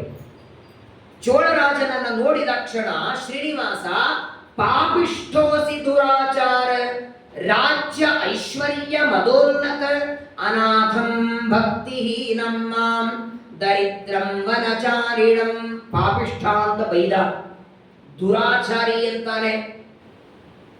ನಿನಗೆ ರಾಜ್ಯದ ಐಶ್ವರ್ಯದ ಮದ ಇದೆ, ಅಹಂಕಾರ ಇದೆ, ದೊಡ್ಡವರು ಸಣ್ಣವರು ಅನ್ನೋ ಜ್ಞಾನ ಇಲ್ಲ, ಯಾರಿಗೆ ಬೇಕಾದರೂ ಏನು ಬೇಕಾದರೂ ಮಾಡಬೇಕು ಅಂತ ದುರ್ಬುದ್ಧಿ ನಿನಗೆ. ತಂದೆ ತಾಯಿಗಳಿಲ್ಲ, ಅನಾಥ ದರಿದ್ರ, ನನ್ನಂಥವನಿಗೆ ನಿನ್ನ ಸೇವಕನಿಂದ ಹೊಡೆಸಿದ್ದೀಯಲ್ಲ. ಬೈಲಿಕ್ಕೆ ಶುರು ಮಾಡಿಬಿಟ್ಟ. ವಾಸ್ತವಿಕವಾಗಿ ಚೋಳರಾಜನ ತಪ್ಪಿತ್ತ ಅಲ್ಲಿ. ನೋಡಿ, ಪ್ರಪಂಚದಲ್ಲಿ ತಪ್ಪು ಎರಡು, ಒಂದು ಮಾಡೋದು, ಒಂದು ಮಾಡಿಸೋದು, ಎರಡೂ ತಪ್ಪೆ. ಈಗ ಈ ಡಬ್ಬಿ ಚೆನ್ನಾಗಿದೆ, ನಾನ್ ಬ್ಯಾಗಲ್ಲಿ ಹಾಕೊಂಡು ಹೋದ್ರೂ ತಪ್ಪೆ, ನಿಮ್ಗೆ ಯಾರಿಗೂ ಹಾಕೊಂಡು ಹೋಗ್ರಿ ಅಂತ ಹೇಳಿದ್ರು ತಪ್ಪೆ. ಕಳ್ಳತನ ಮಾಡೋದು ಮಾಡಿಸೋ, ಇದು ಎರಡೂ ಮಾಡಿಲ್ಲ. ಚೋಳರಾಜ ತಾನೂ ಹೊಡೆದಿಲ್ಲ ಅಥವಾ ಹೊಡೆಯಂತ ಸೇವಕರಿಗೆ ಆಜ್ಞೆನೂ ಮಾಡಿಲ್ಲ, ಮತ್ತಿಂದೇನು ತಪ್ಪು? ಇವನನ್ನ ನೋಡಿ ಬೈಲಿಕ್ಕೆ ಶುರು ಮಾಡಿಬಿಟ್ಟ. ಅಹಂಕಾರ ಬಂದಿದೆ, ನಿನಗೆ ಸೊಕ್ಕು ಬಂದಿದೆ, ದರಿದ್ರ ಇದ್ದೆ, ಹಾಗೆ ಹೀಗೆ ಮೊದಲು ಬೈಯೋದೆಲ್ಲ ಬೈದ ಮೇಲೆ ಕೊನೆಗೆ ಚೋಳರಾಜನಿಗೆ ಶ್ರೀನಿವಾಸ ಶಾಪ ಕೊಡ್ತಾನೆ, ಬ್ರಹ್ಮ ಪಿಶಾಚಿಯಾಗು ಅಂತ. ಶಾಪ ಕೊಡೋವರೆಗೆ ಚೋಳರಾಜ ಎಚ್ಚರ ಇದ್ದ. ಶಾಪ ಬಂದಾಕ್ಷಣ ಮೂರ್ಛಿತನಾಗಿ ಬಿದ್ದ. ಸ್ವಲ್ಪ ಹೊತ್ತಾದ ಮೇಲೆ ಎಚ್ಚರ ಆಯಿತು. ಚೋಳರಾಜ ಅಂತಾನೆ, ಕ್ಷಮಾ ಮಾಡಿ, ತಾವು ಯಾರಂತೆ ಗೊತ್ತಿಲ್ಲ, ನಾನೇನು ಹೊಡೆದದ್ದು ಅಲ್ಲ, ಹೊಡೆಸಿದ್ದು ಅಲ್ಲ, ಯಾಕೆ ನನಗೆ ಕಿಮರ್ಥಂ ಶಬ್ದವಾಂ ದೇವ ಅಪರಾಧ ವಿವರ್ಜಿತಂ. ಅಲ್ಲ ಸ್ವಾಮಿ, ಪ್ರಪಂಚದೊಳಗೆ ತಪ್ಪು ಮಾಡಿದವರಿಗೆ ತಾನೇ ದಂಡ ಶಿಕ್ಷೆ ಇರೋದು, ನಾನೇ ತಪ್ಪು ಮಾಡಿದ್ದೇನೆ, ಯಾಕೆ ನನಗೆ ಬೈಯೋದಲ್ಲದೇನೆ ಪಿಶಾಚಿಯಾಗುವಂತ ಶಾಪ ಕೊಟ್ಟು ಏನ್ ತಪ್ಪು ಮಾಡಿದ್ದೇನೆ? ನಚಾನೇಹಂ ಕಿಂಚಿದಪಿ, ಇಲ್ಲೇನ್ ನಡೆದಿದೆ ಅಂತ ಎಳ್ಳಷ್ಟು ಗೊತ್ತಿಲ್ಲ, ಯಾರ್ದು ತಪ್ಪು, ಯಾರು ಯಾರಿಗೆ ಹೊಡೆದಿದ್ದಾರೆ, ಏನ್ ನಡೆದಿದೆ, ಯಾಕೆ ನನಗೆ ಶಾಪ ಕೊಟ್ಟಿ ಅಂತ ಚೋಳರಾಜ ಅಂದ್ರೆ ಏನನ್ಬೇಕು ಶ್ರೀನಿವಾಸ? ಯಾವ ಯಾವ ಮಾತಿನಿಂದ ಅವನಿಗೆ ಬೈದಿದ್ದ ನೋಡಿ, ಅದೆಲ್ಲ ತನಗೆ ಬೈಕೋತಾನೆ. ಅವನಿಗೆ ಪಾಪಿಷ್ಟ ಇದ್ದೆ ಅಂದಿದ್ದ, ಅಹಂ ನಾನು ಪಾಪಿಷ್ಟ ಅಂದ, ನಾನು ದುರಾಚಾರಿ, ತನ್ನನ್ನು ತಾನು ಬೈಕೋತಾನೆ.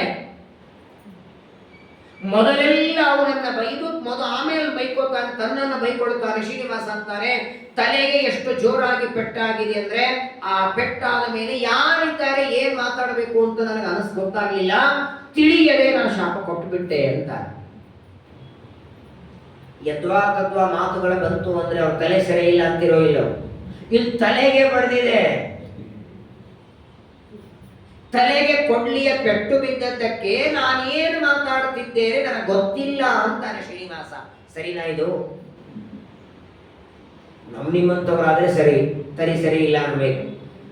ಎಲ್ಲ ತಲೆ ರಿಪೇರಿ ಮಾಡೋನು ಮೆಕ್ಯಾನಿಕಲ್. ಎಲ್ಲರ ತಲೆಯೊಳಗೆ ಒಬ್ಬ ಡಾಕ್ಟರ್ ಮೊನ್ನೆ ಹೇಳಿದ್ದು ಲಂಡನ್ನಲ್ಲಿ, ಇಲ್ಲಿಂದ ಈ ತಲೆಯ ಬುರುಡೆಯಿಂದ ಬೆನ್ನಿನವರೆಗೆ 4 ಲಕ್ಷ ನರಗಳಿವೆ ಅಂತೆ.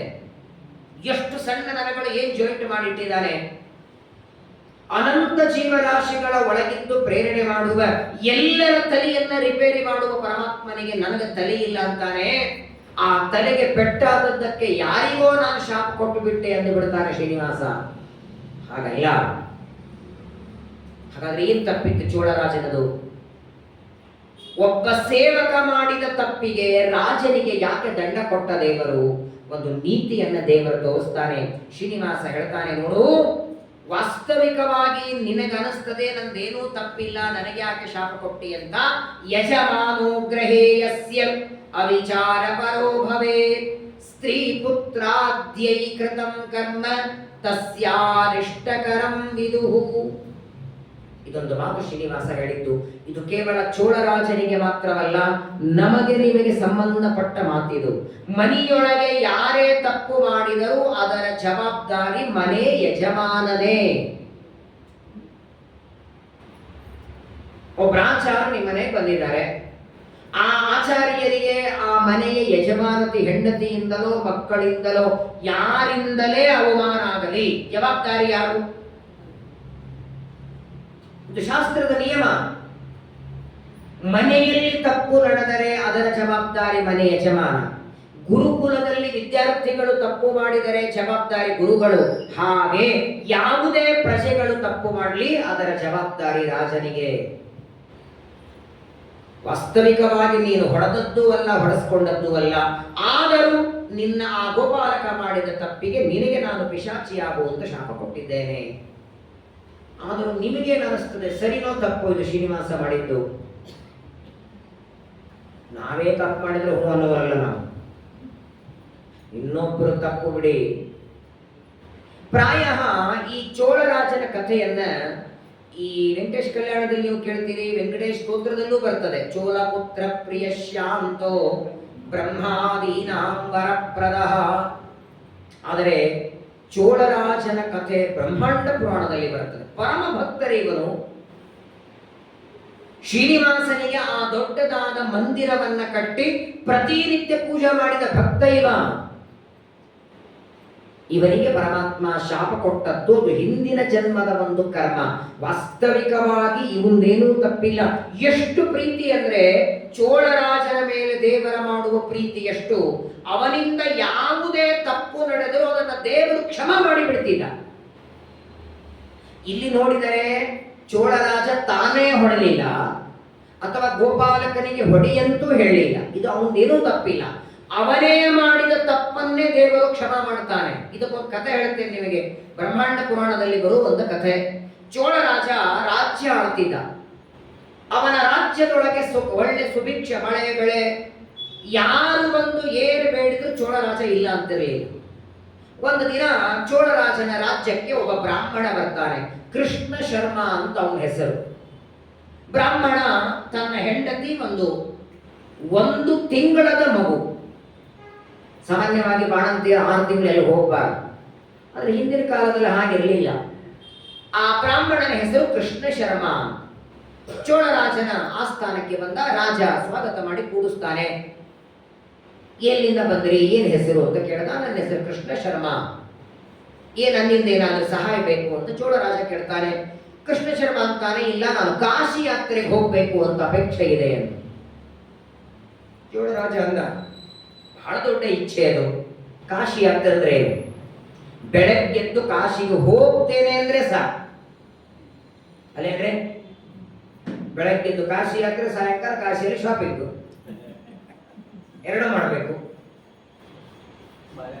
7 ಮುಕ್ತಿದಾಯಕ ಕ್ಷೇತ್ರಗಳಲ್ಲಿ ಅಯೋಧ್ಯ, ಮಥುರಾ, ಮಾಯಾ, ಕಾಶಿ, ಕಂಚಿ, ಅವಂತಿಕಾಪುರಿ, ದ್ವಾರಾವತಿ ಚೈವ ಸಪ್ತೈತ ಮೋಕ್ಷದಾಯಕ. ಸಾಕ್ಷಾತ್ ವಿಷ್ಣುಪಾದೋದಕ ಇದೆ ಗಂಗೆ. ಸರ್ವೋತ್ತಮನಾದ ಪರಮಾತ್ಮ ಬಿಂದು ಮಾಧವ ರುದ್ರದೇವರು ವಿಶ್ವನಾಥರ ಸನ್ನಿಧಾನ. ಯಾತ್ರೆಗೆ ಹೋಗ್ತೇನೆ ಅಂದಾಗ ಚೋಳರಾಜ ಅಂದ, ಬಹಳ ಸಂತೋಷ. ನನ್ನಿಂದ ಏನಾದರೂ ಹಣ ಬೇಕಾ ಅಥವಾ ಹೋಗಿ ಬರೋದಕ್ಕೆ ಏನಾದರೂ ವ್ಯವಸ್ಥೆ ಮಾಡಬೇಕಾ? ಅದೆಲ್ಲ ಏನಿಲ್ಲ. ಮತ್ತೆ ಇಲ್ಲಿವರೆಗೆ ಯಾಕೆ ಬಂದ್ರೆ? ಚೋಳರಾಜನಿಗೆ ಕೃಷ್ಣ ಶರ್ಮ ಹೇಳ್ತಾನೆ, ನನ್ನ ಮದುವೆಯಾಗಿ 1 ವರ್ಷ ಆಯಿತು, ನನಗೆ ಮಗುವಾಗಿ 1 ತಿಂಗಳಾಯಿತು, ನನ್ನ ಹೆಂಡತಿಗೆ ತವರು ಮನೆಯಲ್ಲಿ ಅತ್ತೆ ಮಾವ ಯಾರಿಲ್ಲ, ಅಂದ್ರೆ ನನಗೆ ಅತ್ತೆ ಮಾವ, ಅವಳಿಗೆ ತಂದೆ ತಾಯಿಗಳಿಲ್ಲ. ಆ 1 ತಿಂಗಳದ ಬಾಣಂತಿಯನ್ನ ಕಾಶಿಗೆ ಕರ್ಕೊಂಡು ಹೋಗೋದು ಕಷ್ಟ. ಯಾಕಂದ್ರೆ ಆಗಿನ ಕಾಲದ ಕಾಶಿ ಯಾತ್ರೆ. ಈ ಕೆಂಪೇಗೌಡ ಇಂಟರ್ನ್ಯಾಷನಲ್ ಏರ್ಪೋರ್ಟ್ ಅಲ್ಲಿ ಕೂತ್ರೆ ಲಾಲ್ ಬಹದ್ದೂರ್ ಶಾಸ್ತ್ರಿ ಏರ್ಪೋರ್ಟ್ ಅಲ್ಲಿ ಇಳಿತೇವೆ, ಸರಿಯಾಗಿ ಇಳಿಸಿದರೆ ಟಾಯ್ಲೆಟ್, ಇಲ್ಲ ಅಂದ್ರೆ ಮಣಿಕರ್ಣಿಕಾ ಘಾಟ್. ಇವಾಗೆಲ್ಲ ಕಾಶಿ ಯಾತ್ರೆ 2 ಗಂಟೆಯಲ್ಲಿ ಬೆಳಗ್ಗೆ ಸ್ನಾನ ಇಲ್ಲಿ ಮಾಡಿ ಮಧ್ಯಾಹ್ನ ತೀರ್ಥ ಪ್ರಸಾದಕ್ಕೂ ನೀವು ಕಾಶಿಗೆ ಹೋಗ್ಬೋದು. ಆಗ ಹಿಂದೆಲ್ಲ ಹೆಂಗಂದ್ರೆ ನಡ್ಕೊಂಡು ಹೋಗಬೇಕು, 6 ತಿಂಗಳು ಬೇಕು.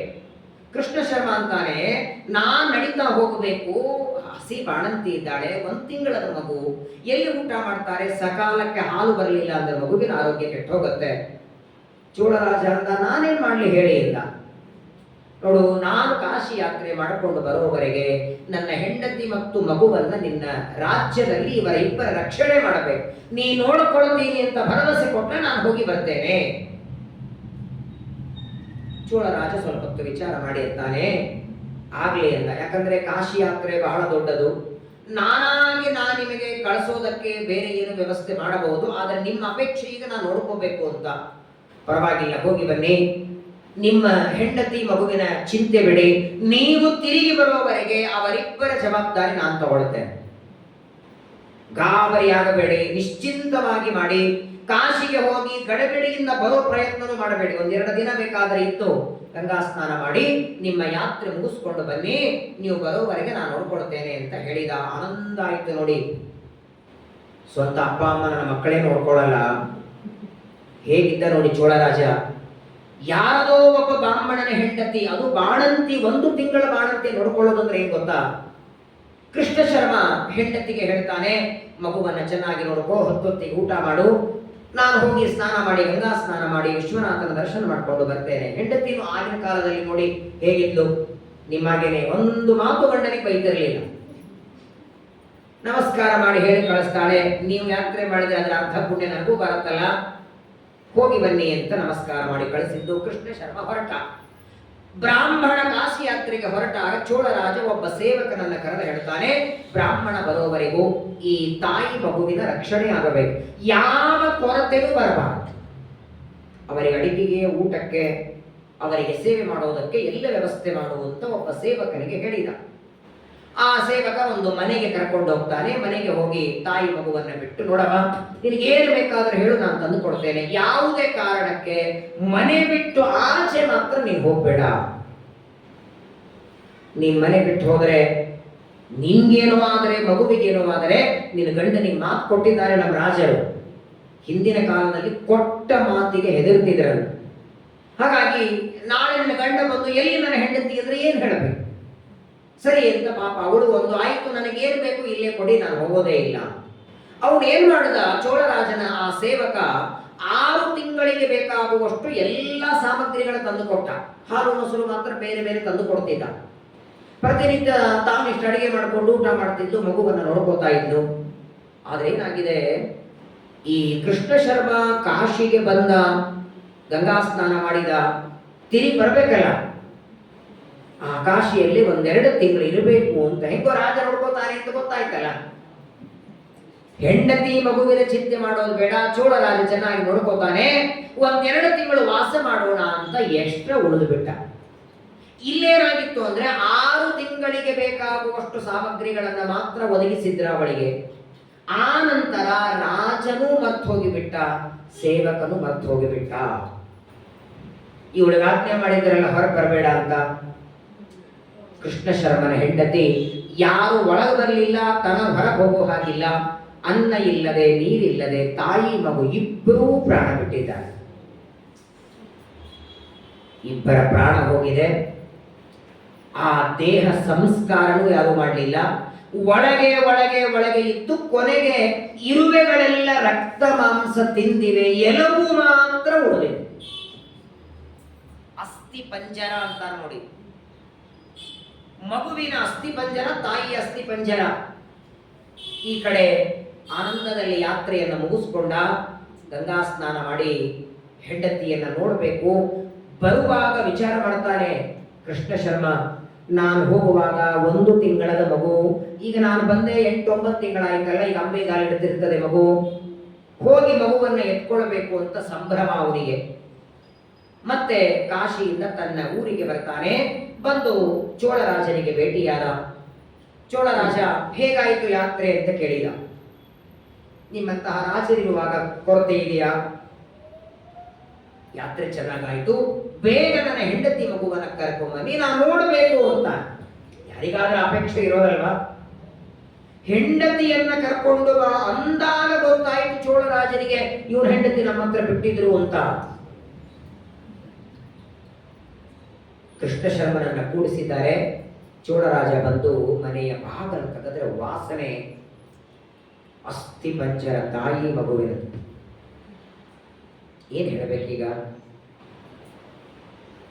ಬಾಗಲ ಹಾಕಿದ, ಕಣ್ಣೊಳಗೆ ತಳತಳ ನೀರು, ನಡುಗು ಬರ್ತಿದೆ, ಭಯ ಆಗ್ತಿದೆ. ಕೃಷ್ಣ ಶರ್ಮನ ಎದುರಿಗೆ ಬರ್ತಾನೆ ಚೋಳರಾಜ. ಕೃಷ್ಣ ಶರ್ಮನಿಗೆ ಹೇಳ್ತಾನೆ, ಏನಾಯ್ತು, ನನ್ನ ಹೆಂಡತಿಯನ್ನು ಕರ್ಕೊಂಡ್ ಬರ್ಲಿಲ್ವಾ ಅಂತ. ಕೃಷ್ಣ ಶರ್ಮ, ಅಯ್ಯೋ ನಿಮ್ ಹೆಂಡತಿ ನೀವು ಬರ್ತೀರಾ ಬರ್ತೀರಾ ಅಂತ ದಾರಿ ಕಾಯ್ದು ಕಾಯ್ದು ಕಾಯ್ದು ಇಲ್ಲೇ ಪಕ್ಕದಲ್ಲಿ ದೇವಸ್ಥಾನಕ್ಕೆ ಹೋಗಿ ಬರ್ತೇನೆ ಮಗುವನ್ನ ಕರ್ಕೊಂಡು ಅನ್ನೋದಕ್ಕೆ ಕಳಿಸ್ಕೊಟ್ಟಿದ್ದೇನೆ. ಜೊತೆಗೆ ನಮ್ಮ ಸೇವಕರು ಹೋಗಿದ್ದಾರೆ, ಒಂದು ಕೆಲಸ ಮಾಡಿ ನೀವು ಮನೆಗೆ ಹೊರಡಿ, ಅವರು ಹಾಗೆ ಬಂದಾಕ್ಷಣ ನಾನು ಕೊಟ್ಟು ಕಳಿಸ್ತೇನೆ ಅಂತ ಹೇಳಿದ. ಆದ್ರೆ ಕೃಷ್ಣ ಶರ್ಮ ಅಂತಾನೆ, ಮನೆಗೆ ಹೋಗ್ಲಿ ಕರ್ಕೊಂಡೇ ಹೋಗ್ತೇನೆ ಅಂತ. ಅವನು 6 ತಿಂಗಳಾಯ್ತು ಮಗುವನ್ನ ಹೆಂಡತಿಯನ್ನ ಬಿಟ್ಟು. ಏನ್ ಮಾಡ್ಬೇಕೀಗ ಹೇಳಿ? ಅಲ್ಲಯ್ಯ ನನ್ನ ಮಗುವನ್ನ ನೋಡ್ಕೊಳಕ್ಕಾಗಲ್ಲ ಅಂತ ಮೊದಲೇ ಹೇಳಿದ್ರೆ ನಾನು ಬಿಟ್ಟು ಹೋಗ್ತಿರ್ಲಿಲ್ಲ ಅಂತ ಬೈತಾನೆ ಬ್ರಾಹ್ಮಣ. ಬ್ರಾಹ್ಮಣ ಬೈಯೋದು ಬಿಡಿ, ಒಂದು ಮಗು ಒಂದು ತಾಯಿಯನ್ನ ನೋಡ್ಕೊಳಕ್ಕಾಗಿಲ್ಲ ಅಂದ್ರೆ ಎಂಥ ರಾಜ ನಾನು? ಮಧ್ಯಾಹ್ನ ಕಾಲಕ್ಕೆ ಒಬ್ಬ ಹೆಂಗಸಿಗೆ ಅನ್ನ ಹಾಕಲಿಲ್ಲ ಅಂತಾರೆ ವಿಜಯದಾಸರು. ಕೊನೆಗೆ ಏನ್ ಮಾಡ್ಬೇಕು ಗೊತ್ತಾಗಲಿಲ್ಲ. ಚೋಳರಾಜ ಹೇಳ್ತಾನೆ, ದಯಮಾಡಿ ನೀವು ಮನೆಗಂತೂ ಹೋಗ್ಬೇಕೀಗ, ಈಗಂತೂ ನಿಮ್ಮ ಹೆಂಡತಿಯನ್ನು ನಾನು ಕಳಿಸ್ಲಿಕ್ಕೆ ಆಗೋದಿಲ್ಲ, ನೀವು ಯಾಕೆ ಮನೆಗೆ ಹೋಗಿ, ಆಮೇಲೆ ನಾನೇ ತಂದು ಬಿಡ್ತೇನೆ ಅಂತ. ಸರಿ ಕೃಷ್ಣ ಶರ್ಮ ನಾನು ಮನೆಗೆ ಹೋಗ್ತೇನೆ ಅಂತ ಮನೆಗೆ ಹೊರಡ್ತಾನೆ. ನೆನಪಾದದ್ದು ಶ್ರೀನಿವಾಸ ನೋಡಿ. ಓಡಿ ಬರ್ತಾನೆ, ಪರಮಾತ್ಮನ ಪಾದಗಳಿಗೆ ಬಿದ್ದ ಗಳಗಳ ಅಳುತ್ತಿದ್ದಾನೆ. ತಪ್ಪು ನಂದೆ, ನೋಡ್ಕೊಳ್ಬೇಕಾಗಿತ್ತು ತಾಯಿ ಮಗುವನ್ನ, ಆದರೆ ನಾನು ಅಜ್ಞಾನದಿಂದಲೋ ಏನೋ ಒಂದು ಕಾರಣ ರಾಜ್ಯದ ಒಂದು ಕೆಲಸದೊಳಗೆ ಮರೆತು ಬಿಟ್ಟೆ, ನನ್ನಿಂದ ಘೋರ ಅಪರಾಧ ನಡೆದಿದೆ, ಈ ನನ್ನ ತಪ್ಪನ್ನ ನೀನೇ ಕ್ಷಮಾ ಮಾಡಬೇಕು. ಒಬ್ಬ ಸಣ್ಣ ಮಗು ಮತ್ತು ತಾಯಿಯನ್ನ ಕೊಂದವನು ಪಾಪ ನನಗೆ ಬರಬಾರದು, ಪಾಪನೂ ಬರಬಾರದು, ಅಪಕೀರ್ತಿನೂ ನನಗೆ ಬರಬಾರದು. ಇದಕ್ಕೇನಾದರೂ ಉಪಾಯವನ್ನ ಹೇಳು ಅಂತ ಪರಮಾತ್ಮನ ಕಾಲಿಗೆ ಬೀಳ್ತಾನೆ. ಆಗ ಶ್ರೀನಿವಾಸ ಹೇಳ್ತಾನೆ, ಯಾಕೆ ಚಿಂತೆ ಮಾಡ್ತಿ? ವೆಂಕಟಾಚಲದಲ್ಲಿ 60 ಕೋಟಿ ತೀರ್ಥ ಇವೆ, ಅದರೊಳಗೆ ಅಸ್ಥಿಕೂಟ ತೀರ್ಥ ಅಂತ ಒಂದಿದೆ. ಅಸ್ಥಿಕೂಟ ತೀರ್ಥ ಅಂತ ಇದೆ, ಆ ತೀರ್ಥದಲ್ಲಿ ಹೋಗಿ ಇವರ ಅಸ್ಥಿಗಳನ್ನು ಹಾಕು ಅಂತ. ಕೃಷ್ಣ ಶರ್ಮನಿಗೆ ಹೇಳಲೇ ಇಲ್ಲ. ತಾಯಿ ಮಗುವಿನ ಅಸ್ಥಿಗಳನ್ನು ತೆಗೆದುಕೊಂಡು ಹೋಗಿ ಆ ಅಸ್ಥಿಕೂಟ ತೀರ್ಥದಲ್ಲಿ ವಿಸರ್ಜನೆ ಮಾಡ್ತಾನೆ. ಇವನು ಮುಳುಗೋದ್ರೊಳಗೆ ತಾಯಿ ಮಗು ಎದ್ದು ಹೊರಗೆ ಬಂದಿದ್ದ. 1 ವರ್ಷದ ಮಗು, ತಾಯಿ ಇಬ್ಬರು ಹುಟ್ಟಿ ಬರ್ತಾರೆ. ಮತ್ತೆ ಆ ತಾಯಿ ಮಗುವನ್ನ ಕೃಷ್ಣ ಶರ್ಮನಿಗೆ ಒಪ್ಪಿಸ್ತಾನೆ ಚೋಳರಾಜ. ಎಲ್ಲಿದೆ ಅಂತ ಕೇಳ್ತೀರ? ಅಸ್ಥಿಕೂಟ ತೀರ್ಥ ವೆಂಕಟಾಚಲದಲ್ಲಿದೆ. ನೋಡಿ ಏನಾಗಿದೆ ಅಂದ್ರೆ, ಕಲಿಯುಗದ ಪಾಪ, ಕಲಿಯುಗದ ದುಷ್ಟರ ಬಾಧೆ ಹೆಚ್ಚಾಗಿ ಎಷ್ಟೋ ತೀರ್ಥಗಳು ನಿದ್ದರಲ್ಲಿ ಒಳಗೆ ಮುಗಿದು ಹೋಗ್ಬಿಟ್ಟಿದೆ. ತುಂಬೂರು ತೀರ್ಥ ಅಂತ ಒಂದಿದೆ, ಗೊತ್ತಿದೆಯಾ? ಏನ್ ಗೊತ್ತಿದೆ? ಮತ್ತೆ ಉಂಡೆ ಗೊತ್ತಿದೆ, ವಡೆ ಗೊತ್ತಿದೆ. ನೋಡಿ, ಸ್ವಾಮಿ ಪುಷ್ಕರಣಿ ಗೊತ್ತಿದೆ, ಆಕಾಶಗಂಗಾ ಪಾಪ ವಿನಾಶಿನಿ, ತುಂಬೂರು ತೀರ್ಥ ಗೊತ್ತಿಲ್ಲ, ರಾಮಕೃಷ್ಣ ತೀರ್ಥ, ಘೋಣ ತೀರ್ಥ, ಜಾಬಾನ ತೀರ್ಥ ಗೊತ್ತಾ? ಹೋಗಿಲ್ವ ನೀವು ಯಾರು? ಈ ಸಲ ಹೋದಾಗ ಹೋಗಿ. ಈ ಪಾಪ ವಿನಾಶಿನಿಗೆ ಹೋಗ್ತೀರಲ್ಲ, ಪಾಪ ವಿನಾಶಿನಿಗೆ ಹೋಗುವಾಗ ಲೆಫ್ಟಿಗೆ ಹೋದ್ರೆ ತುಂಬೂರು ತೀರ್ಥ. ಇತ್ತೀಚೆಗೆ ಗೊತ್ತಿರಲಿಲ್ಲ, ಮೊನ್ನೆ ಒಂದು 4-5 ವರ್ಷಗಳ ಹಿಂದೆ ಸತ್ಯಾತ್ಮ ತೀರ್ಥವು ಸ್ನಾನ ಮಾಡಿದ ಫೋಟೋ ಇದೆ.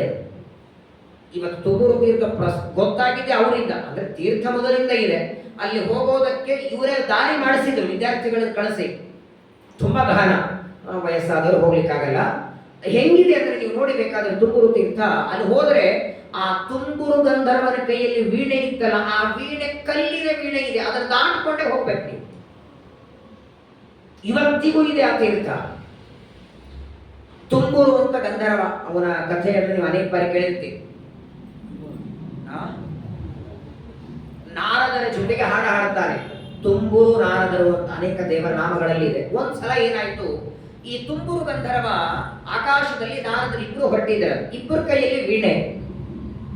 ನಾರದರು ಅವನು ಇಬ್ರು ಬಾರಿಸುವಾಗ ಹೋಗುವಾಗ ನಾರದರು ಅವನ ಕೈಯಲ್ಲಿದ್ದ ವೀಣೆ ನೋಡ್ತಾರೆ, ಬಂಗಾರದ ವೀಣೆ. ತುಂಬೂರು ಗಂಧರ್ವನಿಗೆ ಕೇಳ್ತಾರೆ, ಎಲ್ಲಿಂದಪ್ಪ ವೀಣೆ ಇದು? ನಿನ್ನ ಹತ್ರ ನನ್ನಾಗೆ ಬಿದುರಿನ ವೀಣೆ ಇತ್ತಲ್ಲ, ಬಂಗಾರದ ಎಲ್ಲಿಂದ ಬಂತು? ಆಗ ತುಂಬೂರು ಹೇಳ್ತಾನೆ, ಏನಿಲ್ಲ, ನಾನು ಸಂಚಾರ ಮಾಡ್ತಾ ಮನುಷ್ಯ ಲೋಕಕ್ಕೆ ಹೋಗಿದ್ದೆ. ಅಲ್ಲಿ ಪ್ರಾಚೀನ ಬರಿಹಿ ಅಂತ ಒಬ್ಬ ರಾಜ ಪೂರ್ವ ದಿಕ್ಕಿಗೆ ದರ್ಪೆ ಹಾಸಿ ಯಜ್ಞ ಮಾಡ್ತಿದ್ದ. ಆ ಪ್ರಾಚೀನ ಬರಿಹಿ ರಾಜನಿಗೆ ಹೋಗಿ ಸ್ತೋತ್ರ ಮಾಡಿದೆ, ಹೊಗಳಿದೆ. ನಿನ್ನಂತಹ ದಾನವೀರ ಶೂರ ಎಲ್ಲಿ ಸಿಗ್ತಾರೆ, ಭಾರೀ ದಾನವಂತ ಅಂತ ಹೊಗಳಿದೆ. ನಾನು ಹೊಗಳಿದ್ದಕ್ಕೆ ಸಂತೋಷದಿಂದ ಈ ವೀಣೆಯನ್ನ ಕೊಟ್ಟ. ಇನ್ನೂ ಅವನು ಮಾತು ಮುಗಿಸಿಲ್ಲ ತುಂಬೂರು ಗಂಧರ್ವ. ಅಷ್ಟೊತ್ತಿಗೆ ನೀರು ತಗೊಂಡು ಶಾಪ ಕೊಡ್ತಾರೆ ನಾರದರು, ತಲೆ ಕೆಳಗೆ ಹಾಕಿ ಬೀಳು ಅಂತ. ನಾರದರಂತಾರೆ, ದೇವರು ಕೊಟ್ಟಂತಹ ಬಾಯಿ ಮನುಷ್ಯರಿಗೆ ಸ್ತೋತ್ರ ಮಾಡ್ಲಿಕ್ಕಲ್ಲ, ಒಂದು ವೀಣೆ ಕೊಡ್ತಾರೆ ಅಂತ ಒಬ್ಬ ರಾಜನನ್ನ ಹೊಗಳಿ ಬಂದಿದ್ದೀಯಲ್ಲ, ಮಾನವರ ಸ್ತೋತ್ರ ಮಾಡಿದ ನೀನು ನನ್ನ ಜೊತೆಗೆ ಹಾಡೋದಕ್ಕೆ ಯೋಗ್ಯನಲ್ಲ, ತಲೆ ಕೆಳಗೆ ಹಾಕಿ ಬೀಳುವಂದಾಕ್ಷಣ ಗಾಬರಿಯಾದ. ಎಲ್ಲಿ ಬೀಳಿ ಸ್ವಾಮಿ? ಅಷ್ಟು ದೂರದಿಂದ ಎಲ್ಲೋ ಕೆಂಗೇರಿಯಲ್ಲಿ ಬಿದ್ದರೆ ಯಾರು ಕೇಳ್ತಾರೆ ಹೇಳಿ? ಶೃಂಗೇರಿ ಮಠ ಸ್ವಾಮಿಗಳಿಂದ ಕೆಂಗೇರಿ ಮಠ ಸ್ವಾಮಿಗಳೊಬ್ಬರು ಬಂದಿದ್ದಾರೆ ಇತ್ತೀಚೆಗೆ. ಎಲ್ಲೋ ನೀಚನ ಮಧ್ಯದಲ್ಲಿ ಬಿದ್ದರೆ ಗತಿ ಏನು? ಸರಿ, ನಾನು ಮನುಷ್ಯರನ್ನು ಹೊಗಳಿದ ಪಾಪಕ್ಕೆ ನೀವು ಶಾಪ ಕೊಟ್ಟು ಭೂಮಿಗೆ ಹಾಕ್ತೀರಿ, ಅದರ ಯೋಗ್ಯ ಜಾಗದಲ್ಲಿ ಬೀಳುವ ಹಾಗೆ ಮಾಡಿ ಎಂದಾಗ ನಾರದರಂತಾರೆ, ವೆಂಕಟಾಚಲದಲ್ಲಿ ಘೋಣ ತೀರ್ಥ ಅಂತ ಇದೆ, ಆ ಘೋಣ ತೀರ್ಥದಲ್ಲಿ ನೀನು ಬೀಳಬೇಕು. ಅವತ್ತಿನಿಂದ ಈ ತೀರ್ಥಕ್ಕೆ ನಿನ್ನ ಹೆಸರು ಬರಲಿ, ತುಂಬೂರು ತೀರ್ಥ. ಯಾರು ಮನುಷ್ಯರನ್ನ ಸ್ತೋತ್ರ ಮಾಡಿದ ಪಾಪ ಬರ್ತದೋ ಆ ಪಾಪ ಕಳ್ಕೊಳ್ಳೋದಕ್ಕೆ ಅವರು ಈ ತೀರ್ಥದಲ್ಲಿ ಸ್ನಾನ ಮಾಡಿದರೆ ಅವರು ಪಾಪದಿಂದ ಶುದ್ಧರಾಗ್ತಾರೆ. ಯಾವತ್ತೋ ಒಂದಿನ ಮಾಡಿದ್ರೆ ಹೋಗ್ತಾರ, ನಾವು ಡೈಲಿ ಅದೇ ಮಾಡ್ತೀವಿ, ಅಲ್ಲೇ ಇರ್ಬೇಕು ನಾವು ಸೈಡ್ ತಗೊಂಡು. ಕ್ಷಣ ಕ್ಷಣಕ್ಕೂ ಮಾನವರ ಸ್ತೋತ್ರ ಮಾಡ್ತೀವಿ ನೋಡಿ. ಸ್ತೋತ್ರ ಅಂದ್ರೆ ಏನು ಗೊತ್ತಾ? ಮೊದಲನೇದು ಸ್ತೋತ್ರ ಅಂದ್ರೆ ಹೊಗಳಿಕೆ. ಹೊಗಳಿಕೆ ಯಾವುದರದು? ಒಳ್ಳೆ ಗುಣಗಳು ತಾನೆ. ನಮ್ಮಲ್ಲಿ ಇರುವ ಒಳ್ಳೆ ಗುಣಗಳನ್ನ ಯಾರಾದರೂ ಹೊಗಳಿದ್ರೆ ಅದರ ಸ್ತೋತ್ರ ಅನ್ನೋದು. ಮನುಷ್ಯರ ಸ್ವಭಾವ ಏನು ಗೊತ್ತಾ? ನಮ್ಮಲ್ಲಿ ಇರೋದಕ್ಕಿಂತ ಇಲ್ಲದೇ ಇದ್ದದ್ದು ಹೊಗಳಿದ್ರೆ ಆನಂದ ಹೆಚ್ಚಾಗತ್ತೆ, ಇದ್ದದ್ದು ಹೇಳಿದ್ರೆ ಆನಂದ ಆಗಲ್ಲ, ಕೋಪ ಬರ್ತದೆ.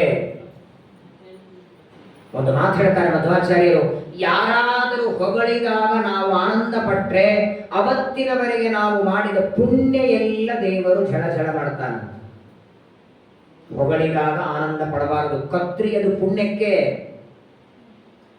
ಮಹಾಭಾರತದಲ್ಲಿ ಬರ್ತದೆ, ತನ್ನನ್ನ ತಾನು ಹೊಗಳಿಕೊಳ್ಳೋದಲ್ಲ, ಯಾರಾದರೂ ತನ್ನನ್ನು ಹೊಗಳಿದಾಗ ಆನಂದನೂ ಪಡ್ತಕ್ಕದ್ದಲ್ಲ. ಯಾಕಂದ್ರೆ ನೋಡಿ, ಪ್ರಾಯ ಜಗತ್ತಿನೊಳಗೆ ಯಾರೇ ಹೊಗಳಬೇಕಾದರೂ ತಮ್ಮ ಕೆಲಸ ಆಗುವವರೆಗೆ ಹೊಗಳುತ್ತಾರೆ.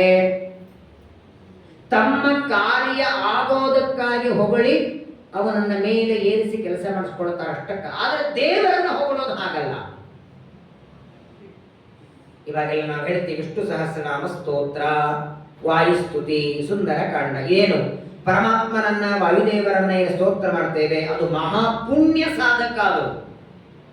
ಆದರೆ ನಮ್ಮನ್ನ ಯಾರು ಅದಕ್ಕಾಗಿ ನೋಡಿ, ಒಂದು ಬಾರಿ ಸುಧಾಮಂಗಳದಲ್ಲಿ ಸ್ವಾಮಿಗಳು ಸತ್ಯಾತ್ಮ ತೀರ್ಥರು ವಿದ್ಯಾರ್ಥಿಗಳಿಗೆ ಸಂಭಾವನೆ ಕೊಡ್ತಾರಲ್ಲ, ಪರೀಕ್ಷೆ ಕೊಟ್ಟದ್ದಕ್ಕೆ 3 ಲಕ್ಷ, 4 ಲಕ್ಷ, 50,000. ಆ ಸ್ವಾಮಿಗಳು ಸಂಭಾವನೆ ಕೊಟ್ಟದ್ದನ್ನ ಒಬ್ಬ ವಿದ್ವಾಂಸರು ಎದ್ದು ಹೇಳ್ತಿದ್ರು. ಅವರೇನು ಇಲ್ಲದೇ ಇದ್ದದ್ದಲ್ಲ. ಇವತ್ತಿನ ಮಾಧ್ವಯತಿಗಳಲ್ಲಿಯೂ ಹೀಗೆ ಲಕ್ಷ ಗಟ್ಟಲೆ ಸಂಭಾವನೆ ಕೊಡೋದು ನಮ್ಮ ಸ್ವಾಮಿಗಳೊಬ್ಬರೇ ಅಂತ ಇನ್ನೂ ಅವರು ಬಾಯಿಯಿಂದ ಬಂದಿಲ್ಲ. ಸಾಕು ಮಾಡ್ರಿ ಸ್ವಾಮಿಗಳು. ಬೇಡ ಅದು, ನಾನು ಕೊಟ್ಟದ್ದಲ್ಲ, ಕೊಟ್ಟದ್ದು ನಾನಲ್ಲ, ನನ್ನ ಸ್ತೋತ್ರನೂ ಬೇಡ ಅದು. ಅಂತರ್ಯಾಮಿ ವೇದವ್ಯಾಸ ದೇವರು ಕೊಟ್ಟಿದ್ದಾರೆ. ಕೊಡೋದು ಕೊಡಿಸೋದು ಎರಡು ಪರಮಾತ್ಮ. ಯಾವುದೇ ಈಗಲೂ ಕೂಡ ಸ್ವಾಮಿಗಳ ಬಗ್ಗೆ ಎರಡು ಮಾತು ಹೇಳಿದ್ರೆ ವಿಷಯ ಹೇಳು ವಿಷಯ ಹೇಳು ಅಂತಾರೆ. ಮಹಾಭಾರತ ಹೇಳು, ಭಾಗವತ ಹೇಳು, ದೇವರ ಗುಣಗಾನ ಮಾಡು, ನನ್ ಬೇಡ ಅಂತ. ಪ್ರಾಯ ಸಜ್ಜನರಿಗೆ ಅವರಲ್ಲಿರುವ ಗುಣಗಳನ್ನ ಹೇಳ್ತೇವೆ ಅಂದ್ರೆ ಬೇಡ ಅಂತ. ಆದರೆ ಅವರ ಗುಣಗಳನ್ನ ಒಂದೆರಡು ಹೇಳಿದ್ರೆ ನಮ್ಮ ಮನಸ್ಸು ಶುದ್ಧವಾಗ್ತದೆ. ಹಾಗಾಗಿ ದೇವರನ್ನ ಗುರುಗಳನ್ನ ಸ್ತೋತ್ರ ಮಾಡಬೇಕಾದರೆ ಮನುಷ್ಯರನ್ನು ಮಾಡಿ ಬೇಡ ಅಂತಿಲ್ಲ, ಆದರೆ ನಾವು ಮಾಡೋದು ಏನಕ್ಕೆ ಹೇಳಿ? ಒಬ್ಬ ವ್ಯಕ್ತಿಯನ್ನ ಕಂಡ್ರೆ ನಿಮ್ಗೆ ತುಂಬಾ ಕೋಪ, ಅದೇನೋ ಅವ್ರು ಕಂಡ್ರೆ ಆಗ ಬರಲ್ಲ. ಅಕಸ್ಮಾತ್ ಆಗಿ ರಾಯರ ಮಠದಲ್ಲಿ ಮೊದಲನೇ ಪಂಕ್ತಿ ಎಲೆ ಹಿಡಿದ್ರೆ ಅವರೇ ಬೇಕಾದವರಾಗ್ಬಿಟ್ಟಿರ್ತಾರೆ ಮಾರನೇ ದಿನ. ನಿನ್ನೆಯವರೆಗೆ ಬೇಡಾದ ವ್ಯಕ್ತಿ ನಿಮಗೊಂದು ಪಕ್ಕದಲ್ಲಿ ಎಲೆ ಹಿಡಿದ್ರೆ ಮಾರನೇ ದಿನ ಊಟಕ್ಕೆ ಕರಿತೀರಿ, ಕಾಫಿ ಕರಿತೀರಿ, ಇವ್ರು ತುಂಬಾ ಒಳ್ಳೆಯವರು, ಇವ್ರು ಯಾಕೆ ಒಂದು ಎಲೆ ಹಿಡಿದಿರ್ತಾರೆ ನಿಮಗೆ. ತಾತ್ಕಾಲಿಕವಾಗಿ ಸ್ತೋತ್ರ ಮಾಡಿದರೆ ಅಲ್ಲ, ಸ್ತೋತ್ರ ಮಾಡಿದ್ದಕ್ಕೆ ಅವರು ದ್ವೇಷ ಮಾಡು ಅಂತ ಹೇಳ್ತಿಲ್ಲ, ಅಷ್ಟೇ ಸ್ತೋತ್ರ ಮಾಡಿ ಅದಕ್ಕೊಂದು ಸಣ್ಣ ಅಪೇಕ್ಷೆಯನ್ನು ಇಟ್ಕೊಂಡು ಮಾಡಬಾರದು. ಅಂತಹ ತಪ್ಪು ಮಾಡಿದ್ದಕ್ಕೆ ಆ ತುಂಬೂರು ತೀರ್ಥದಲ್ಲಿ ಸ್ನಾನ ನೋಡಿ, ಎಷ್ಟು ತೀರ್ಥ ಇದೆ. 60 ಕೋಟಿ ತೀರ್ಥಗಳ ತವರು ಮನೆ ಅಂದ್ರೆ ವೆಂಕಟಾಚಲ ಅನ್ನೋದಕ್ಕಾಗಿಯೇ ಪರಮಾತ್ಮ ಆ ಪರ್ವತದಲ್ಲಿದ್ದಾನೆ. ಕೊನೆಗೆ ಶಾಪ ಅಂತ ಕೊಟ್ಟುಬಿಟ್ಟ ಚೋಳರಾಜನಿಗೆ. ಯಾವ ಚೋಳರಾಜ ತಾನು ಮಾಡಿದ ತಪ್ಪು, ಬ್ರಾಹ್ಮಣನ ಹೆಂಡತಿ ಮಕ್ಕಳನ್ನ ರಕ್ಷಣೆ ಮಾಡ್ತೇನೆ ಅಂತ ಮಾಡಿ ತಾನು ಅನ್ಕೊಂಡದ್ದು, ಅವನು ಮಾಡಿದ ತಪ್ಪನ್ನ ದೇವರು ಕ್ಷಮಾ ಮಾಡಿ ಚೋಳರಾಜನಿಗೆ ಅಪಕೀರ್ತಿ ಬರದೇ ಇದ್ದಾಗ ಅನುಗ್ರಹ ಮಾಡಿದವ. ಈಗ ಯಾಕೆ ಚೋಳರಾಜನಿಗೆ ಶಾಪ ಕೊಟ್ಟ? ಮತ್ತೆ ಪರಮ ಭಕ್ತ. ಆದರೆ ಚೋಳರಾಜ ಅಂತಾನೆ, ಶಾಪಂತೂ ಕೊಟ್ಟಿದ್ದೆ, ನನಗೆ ಪಿಶಾಚಿಯಾಗು ಅಂತ, ಇದರ ಬಿಡುಗಡೆ ಯಾವಾಗ ಅಂತ ಕೇಳ್ದ. ಆಗ ಶ್ರೀನಿವಾಸ ಹೇಳ್ತಾನೆ, ಮುಂದೆ ಕಲಿಯುಗದ ಪ್ರಾರಂಭದಲ್ಲಿ ಆಕಾಶ ಅಂತ ರಾಜ ಬರ್ತಾನೆ, ಹೆಣ್ಮಗಳಾದ ಪದ್ಮಾವತಿಯನ್ನು ಕೊಟ್ಟು ಮದುವೆ ಮಾಡ್ತಾನೆ. ಮದುವೆ ಕಾಲದಲ್ಲಿ ವರದಕ್ಷಿಣೆಯಾಗಿ ಒಂದು ಕಿರೀಟ ಕೊಡ್ತಾನೆ. ಆ ಕಿರೀಟವನ್ನ ನಾನು ಹಾಕೊಳ್ಳುವಾಗ ನನ್ನ ಕಣ್ಣಲ್ಲಿ 6 ಗಳಿಗೆ ನೀರು ಬರ್ತದೆ. ಯಾಕೆ? ತಲೆಗೆ ಪೆಟ್ಟಾಗಿದ್ದೆಲ್ಲ, ತಲೆಗೆ ಪಟ್ಟಾದದ್ದಕ್ಕೆ ಆ ಕಿರೀಟ ಹಾಕೊಳ್ಳುವಾಗ 6 ಗಳಿಗೆ ಕಣ್ಣಲ್ಲಿ ನೀರು ಬರ್ತದೆ. ಎಷ್ಟೊತ್ತು ನನ್ನ ಕಣ್ಣಲ್ಲಿ ನೀರಿರತ್ತೋ ಅಷ್ಟೊತ್ತು ನಿನಗೆ ಶಾಪದಿಂದ ಬಿಡುಗಡೆ. ನೀರು ಹೋಯಿತು ಅಂದ್ರೆ ಮತ್ತೆ ಏನು ಪಿಶಾಚಿ. ಶಾಪನು ಕೊಡ್ತಾನೆ, ವರನು ಕೊಟ್ಟು ಕಳಿಸಿಬಿಟ್ಟ. ಚೋಳರಾಜ ಅಲ್ಲಿಂದ ಹೋದ ಮೇಲೆ ಶ್ರೀನಿವಾಸ ಅಂತಾನೆ, ಸುಮ್ಮನೇನು ಆಕಳ ಬರ್ತಿತ್ತು, ಒಂದಿಷ್ಟು ಹಾಲು ಅಭಿಷೇಕ, ನಿತ್ಯ ಹಾಲು ಕುಡ್ಕೊಂಡಿದ್ದೆ, ಈಗ ಆಕಳ ಬರೋದು ನಿಂತೋಯ್ತು. ಸರಿ, ಆಕಳ ಬರಲಿಲ್ಲ, ಹಾಲಿಲ್ಲ ಅಂದ್ರೆ ಬೇರೆ ತಲೆ ಬೇರೆ ಹೊಡೆದಿದೆಯಲ್ಲ, ಅದಕ್ಕೇನಾದ್ರೂ ಔಷಧ ಹಚ್ಕೊಳ್ಬೇಕು ಅಂತ ಆಗಿದ್ದಾಗ ಗುರುಗಳನ್ನ ಸ್ಮರಣೆ ಮಾಡ್ತಾರೆ. ದೇವತೆಗಳ ಡಾಕ್ಟರ್ಗಳು ಬಂದರು. ಪರಮಾತ್ಮನಿಗಂತಾರೆ, ಎಕ್ಕಿ ಗಿಡದ ಹಾಲನ್ನ ಹತ್ತಿಯಲ್ಲಿ ನಿತ್ಯದಲ್ಲಿ 2 ಹೊತ್ತು ಹಚ್ಚು ಅಂದ್ರೆ ಕಮ್ಮಿ ಆಗುತ್ತೆ. ಏನ್ರಿ ಪರಮಾತ್ಮನ ವಿಚಿತ್ರ ನೋಡಿ. ಅವನ ಸ್ಮರಣೆ ಮಾಡಿದ್ರೆ ರೋಗ ಇಲ್ಲ. ಅವನಿಗೆ ಯಾವ ರೋಗ ಇದೆ ಹೇಳಿ? ರೋಗಾರ್ಥೋ ಮುಚ್ಯತೆ ರೋಗ, ಬದ್ಧೋ ಮುಚ್ಚೇತ ಬಂಧನ. ಒಂದು ದಿನ ಪ್ರಾತಃ ಕಾಲದಲ್ಲಿ ನೋಡಿ, ಇವನು ಆ ಗುಹೆಯಿಂದ ಯಾವಾಗ ಬರ್ತಿದ್ದ ಹೊರಗೆ ಅಂದ್ರೆ ಕತ್ತಲಾದ ಮೇಲೆ ಹೋಗಬೇಕು, ಬೆಳಕಾಗೋದ್ರೊಳಗೆ ಹೋಗಬೇಕು, ಯಾರ ಕಣ್ಣಿಗೆ ಕಾಣಿಸ್ಬಾರದು. 4 ಗಂಟೆಗೆ ಎದ್ದು ತನ್ನ ತಲೆಗೆ ಔಷಧ ತರಬೇಕು ಅಂತ ಶ್ರೀನಿವಾಸ ಒಬ್ಬನೇ ಹೊರಟಿದ್ದಾನೆ. ಅದೇ ಸಂದರ್ಭದಲ್ಲಿ ಒಬ್ಬ ದೈತ್ಯನನ್ನ ಸಂಹಾರ ಮಾಡಿ ವರಾಹದೇವರು ಬರ್ತಿದ್ದ. ಅನೇಕ ತಮ್ಮ ಪರಿವಾರದ ಜೊತೆಗೆ ವರಾಹದೇವರು ಬರ್ತಿದ್ದಾರೆ. ಅದನ್ನು ನೋಡಿದ ಶ್ರೀನಿವಾಸ, ಯಾರೋ ಬರ್ತಿದ್ದಾರೆ ಅಂತ ಗಿಡದ ಹಿಂದೆ ಅಡಕೊಂಡು ಕೂಡುತ್ತಾನೆ. ವರಾಹದೇವರು ಯಾರು ಯಾರು ಅಂತ ಜೋರಾಗಿ ಒದರ್ತಾರೆ. ಗಿಡದ ಹಿಂದೆ ಶ್ರೀನಿವಾಸ ಬರ್ತಾನೆ. ಯಾರು ನೀನು ನೋಡಿ, ಎಷ್ಟು ನಾಟಕ ಆಡ್ತಾನೆ, ಕನ್ನಡಿ ಮುಂದೆ ನಿಂತು ಮಾತಾಡದಂಗಿದು. ವರಾಹದೇವರ ಬೇರೆಯಲ್ಲ, ಶ್ರೀನಿವಾಸ ಬೇರೆಯಲ್ಲ. ವರಾಹದೇವರು ಕೇಳ್ತಾರೆ, ಯಾರು ನೀನು ಅಂದಾಗ ಶ್ರೀನಿವಾಸ ಅಂತಾರೆ, ನಾನು ವೈಕುಂಠಾಧಿಪತಿಯಾದ ನಾರಾಯಣ. ಭೃಗು ಋಷಿಗಳು ಬಂದು ನನ್ನ ಎದೆಗೆ ಬಂದದ್ದಕ್ಕೆ ಲಕ್ಷ್ಮೀದೇವಿ ಕೊಲ್ಲಾಪುರಕ್ಕೆ ಬಂದು ನಾನು ವೈಕುಂಠ ಬಿಟ್ಟು ಈ ಹುತ್ತಿನಲ್ಲಿ ವಾಸ ಮಾಡ್ತಿದ್ದೆ. ಚೋಳರಾಜನ ಸೇವಕ ತಲೆಗೆ ಹೊಡೆದಿದ್ದಾನೆ. ಆ ಪೆಟ್ಟಿಗೆ ಬಹಳ ಭಯಂಕರವಾಗಿ ರೋಗ ದುಃಖವಾಗಿ ಆ ಔಷಧ ಗಾಯ ಮಾಯ ಆಗಬೇಕು ಅಂತ ಬೃಹಸ್ಪತಿಗಳ ಔಷಧ ಹೇಳಿದ್ದಾರೆ. ಅದನ್ನು ತರೋದಕ್ಕೆ ಬಂದಿದ್ದೆ. ಇಷ್ಟಾದ ಮೇಲೆ ವರಾಹದೇವರಂತ, ಇದ್ದದ್ದು ಎಲ್ಲಿ, ಜಾಗ ಯಾವುದು? ಇಲ್ಲೇ ಹುತ್ತಿನಲ್ಲಿದ್ದೇನೆ. ಆಮೇಲೆ ಗೊತ್ತಾಯಿತು ಶ್ರೀನಿವಾಸನಿಗೆ ಇದೆಲ್ಲ ಜಾಗ ಉಳಿದಿತ್ತು ವರಾಹದೇವರು. ಹಾಗಾಗಿ ಇವತ್ತಿಗೂ ನೀವು ತಿರುಪತಿಗೆ ಹೋದರೆ ಸಂಕಲ್ಪ ಮಾಡುವಾಗ ಆದಿವರಾಹ ಕ್ಷೇತ್ರ ಅನ್ನಬೇಕು. ನಾವಿಲ್ಲಿ ಸಂಕಲ್ಪ ಮಾಡುವಾಗ ಪರಶುರಾಮ ಕ್ಷೇತ್ರ ಅಂತೇವೆ, ಪರಶುರಾಮ ಕ್ಷೇತ್ರ ದಂಡಕಾರಣ್ಯ ಅಂತೀವಿ. ಆದಿವರಾಹ ಕ್ಷೇತ್ರ ಅಂತ ಸಂಕಲ್ಪ ಅಲ್ಲಿ ವರಾಹದೇವರ ಸನ್ನಿಧಾನ. ಆ ಪರಮಾದ ಶ್ರೀನಿವಾಸ ಅಂತಾನೆ, ನೀವು ಅನುಮತಿ ಕೊಟ್ರೆ ಇಲ್ಲೇ ವಾಸ ಮಾಡ್ತೀನಿ ಅಂದ. ನೋಡಿ, ಬಂದ ಮೇಲೆ ಹೇಳಬೇಕು, ಮೊದಲು ಹೇಳಬೇಕು. ಈಗ ಆಲ್ರೆಡಿ 10,000 ವರ್ಷ ಅಲ್ಲಿ ಬಂದು ನೀವು ಅನುಮತಿ ಕೊಟ್ಟರೆ ವಾಸ ಮಾಡ್ತೇನೆ ಅಂತ ವರಾಹದೇವರಂತಾರೆ. ಸ್ಥಳಂ ಮೌಲ್ಯೇನ ದೃಶ್ಯದ, ನಿನಗೆ ಜಾಗ ಬೇಕಾದರೆ ಹಣ ಕೊಟ್ಟು ಸ್ವೀಕಾರ ಮಾಡು. ಎಲ್ಲಿಂದ ಕೊಡೋದು ಅಂದ. ಲಕ್ಷ್ಮೀದೇವಿ ಕೊಲ್ಲಾಪುರಕ್ಕೆ ಹೋಗಿದ್ದಾಳೆ, ಖಾಲಿ ಕೈಯಿಂದ ಬಂದಿದ್ದೇನೆ, ಜೊತೆ ಬರುವಾಗ ನನ್ನ ಹತ್ರ ಹಣ ಇಲ್ಲ. ಹಾಗಾದರೆ ಮುಂದೆ ಕಲಿಯುಗದಲ್ಲಿ ನನ್ನ ದರ್ಶನಕ್ಕೆ ಲಕ್ಷ ಲಕ್ಷ ಕೋಟಿ ಕೋಟಿ ಜನ ಬರ್ತಾರೆ. ಆ ಎಲ್ಲ ಭಕ್ತರು ಮೊದಲು ನಿನ್ನ ದರ್ಶನ ಮಾಡಿಕೊಳ್ಬೇಕು. ನಿನಗೆ ಮೊದಲು ಪಂಚಾಮೃತ, ಮೊದಲು ನಿನಗೆ ನೈವೇದ್ಯ, ಮೊದಲು ನಿನಗೆ ಮಂಗಳಾರತಿ, ಇದೇ ನಾನು ನಿನಗೆ ಕೊಡುವ ಕಾಣಿಕೆ. ಹಾಗಾಗಿ ತಿರುಪತಿ ಯಾತ್ರೆ ಪ್ರಾರಂಭವಾಗುವುದು ಮೊದಲು ವರಾಹದೇವರ ದರ್ಶನ, ಆನಂತರ ಶ್ರೀನಿವಾಸನ ದರ್ಶನ. ಬೇಕಾದಷ್ಟು ನಿಮಗೆ ಅವಸರ ಇರಲಿ, ವರಾಹದೇವರ ದರ್ಶನ ಮಾಡಿಕೊಂಡೇನೆ ಶ್ರೀನಿವಾಸನೇ ದರ್ಶನಕ್ಕೆ ಹೋಗಬೇಕು. ಸರಿ ಅಂತ ವರಾಹದೇವರ, ಆಯ್ತಪ್ಪ ಇದೇ ಸ್ಥಳದಲ್ಲಿ ವಾಸ ಮಾಡು, ಸರಿ ಅಡಿಗೆ ಊಟಕ್ಕೆ ಏನ್ ಮಾಡ್ಕೊಂಡಿದ್ದೆ ಅಂತ ಕೇಳಿದರು. ಶ್ರೀನಿವಾಸ ಅಂತಾನೆ, ಇಷ್ಟು ದಿವಸ ಏನು ಚಿಂತೆ ಇರಲಿಲ್ಲ, 3 ಹೊತ್ತು ಬರೀ ಹಾಲೆ, ಬೆಳಗ್ಗೆ ಮಧ್ಯಾಹ್ನ ಸಾಯಂಕಾಲ ಒಂದು ಆಕಳು ಬಂದು ಹಾಲು ಹಾಕ್ತಿತ್ತು. ಯಾವಾಗ ಆ ಸೇವಕ ಹೊಡೆಯೋದಕ್ಕೆ ಬಂದ ಆಕಳು ಬರಲಿಲ್ಲ, ಇನ್ನೇನು ನೋಡಬೇಕು ಅಂದಾಗ ವರಾಹದೇವರಂತಾರೆ, ನೋಡು ಆರೋಗ್ಯ ಸರಿ ಇಲ್ಲ ಅಂದ್ರೆ ಯಾರಾದರೂ ಒಬ್ಬರು ಮಾಡಿ ಹಾಕೋರ್ಬೇಕು,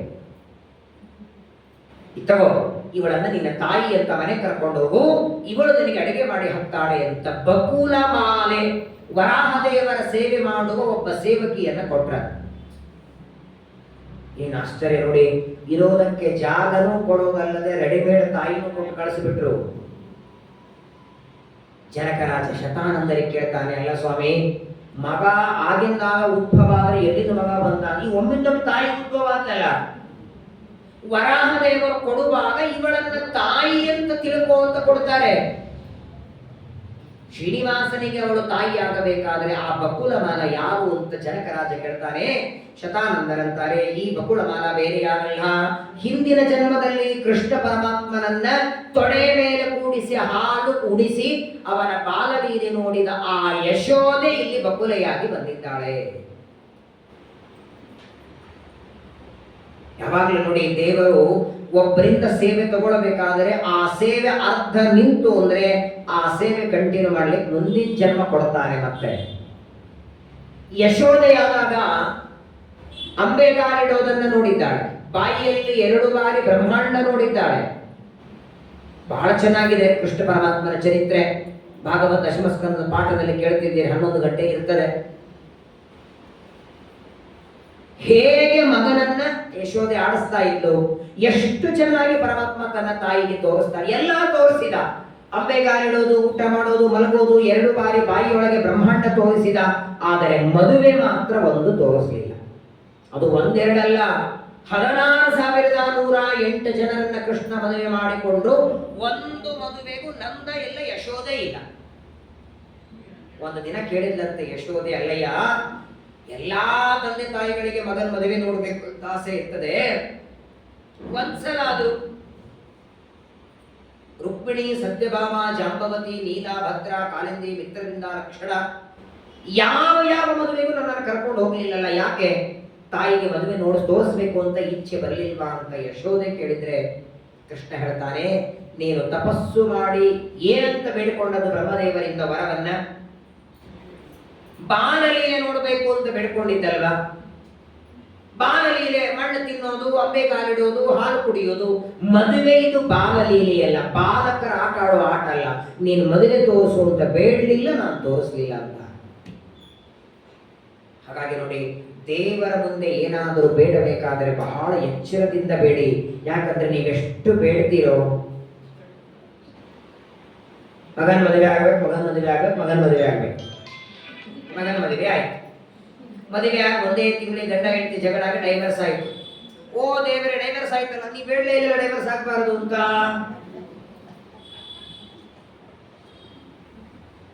ಅದಕ್ಕೆ ನೋಡಿ ಬ್ರಹ್ಮದೇವರು ಒಂದು ಮಾತು ಹೇಳ್ತಾರೆ, ಯದ್ಧಿತಂ ಮಮ ದೇವೇಶ ತದಾ ಜ್ಞಾಪಯ ಮಾಧವ. ಮೊದಲು ಮದುವೆ ಮಾಡಿಸು, ಆಮೇಲೆ ಡೈವರ್ಸ್ ಆಗದೆ ಇದ್ದಂಗೆ ಮಾಡು, ಆಮೇಲೆ ಮಗುವಾಗು. 108 ಕೇಳಬೇಡಿ, ಸ್ವಾಮಿ ಏನು ಕೊಟ್ಟರೆ ನನಗೆ ಒಳ್ಳೇದಾಗತ್ತೋ ಅದನ್ನು ತಿಳ್ಕೊಂಡು ನೀನೇ ಕೊಡು, ಬೇಡುವ ಬುದ್ಧಿ ನನಗೆ ಕೊಡಬೇಡ. ಯಾಕಂದ್ರೆ ನನಗೆ ಯಾವುದರಿಂದ ಒಳ್ಳೆಯದು ಅಂತ ತಿಳ್ಕೊಳ್ಳುವಷ್ಟು ದೊಡ್ಡವ ನಾನಲ್ಲ. ನಾನು ಹೇಗಿದ್ದೇನೆಂದ್ರೆ ನನ್ನ ಬಗ್ಗೆನೇ ನನಗೆ ಗೊತ್ತಿಲ್ಲ. ಎಲೆಯಲ್ಲಿ 8 ಪದಾರ್ಥ ಹಾಕಿದ್ದಾರೆ, ಯಾವುದು ತಿಂದ್ರೆ ಒಳ್ಳೆಯದು ಯಾವುದು ತಿಂದ್ರೆ ಹಾನಿ ಇದೆ ಅಂತ ಗೊತ್ತಿಲ್ಲದಂತ ವ್ಯಕ್ತಿ ನಾನು. ಆದರೆ ನನಗೇನು ಬೇಕು ಅಂತ ನನಗೆ ಗೊತ್ತಿಲ್ಲ, ಆದ್ರೆ ನಿನಗೆ ಚೆನ್ನಾಗಿ ಗೊತ್ತಿದೆ. ಈಗ ನನಗೆ ಸಂತಾನ ಕೊಟ್ಟರೆ ಒಳ್ಳೆಯದು, ಮದುವೆ ಆದ್ರೆ ಒಳ್ಳೆಯದು, ಹಣ ಕೊಟ್ಟರೆ ಒಳ್ಳೆಯದು, 10 ಲಕ್ಷ ಕೊಡು ಅಂತ ನಾನು ಬೇಡದೆ. ನಾನು ಬೇಡಿದ್ದಕ್ಕೆ ನೀನು ಏನೋ ಕೊಟ್ಟಿ, ಯಾರೋ ಒಂದು ಹಿಂಚಾಕು ಹಾಕಿಬಿಟ್ರೆ, ಯಾವುದರಿಂದ ನನಗೆ ಅನರ್ಥ ಇದೆ, ಯಾವುದರಿಂದ ನನಗೆ ಕೆಟ್ಟದ್ದಾಗತ್ತೆ ಅದನ್ನು ಸರ್ವಥಾ ಕೊಡಬೇಡ. ಹಾಗಾಗಿ ಯಶೋದೆಯಾದಾಗ ಯಾವಾಗ ಸರಿ ನಾನು ನಿನ್ನ ಬಾಲ್ಯದೆ ನೋಡಬೇಕು ಅಂತ ಬೇಡದೆ ನೀನು ತೋರಿಸ್ಲಿಲ್ಲ, ಈಗ ಅಪೇಕ್ಷೆ ಆಗ್ತಿದೆ ತೋರಿಸು ಅಲ್ಲ. ಅಷ್ಟೊತ್ತಿಗೆ ಕೃಷ್ಣಾವತಾರ ಮುಗಿಯೋ ಟೈಮ್ ಬಂದಿತ್ತದು.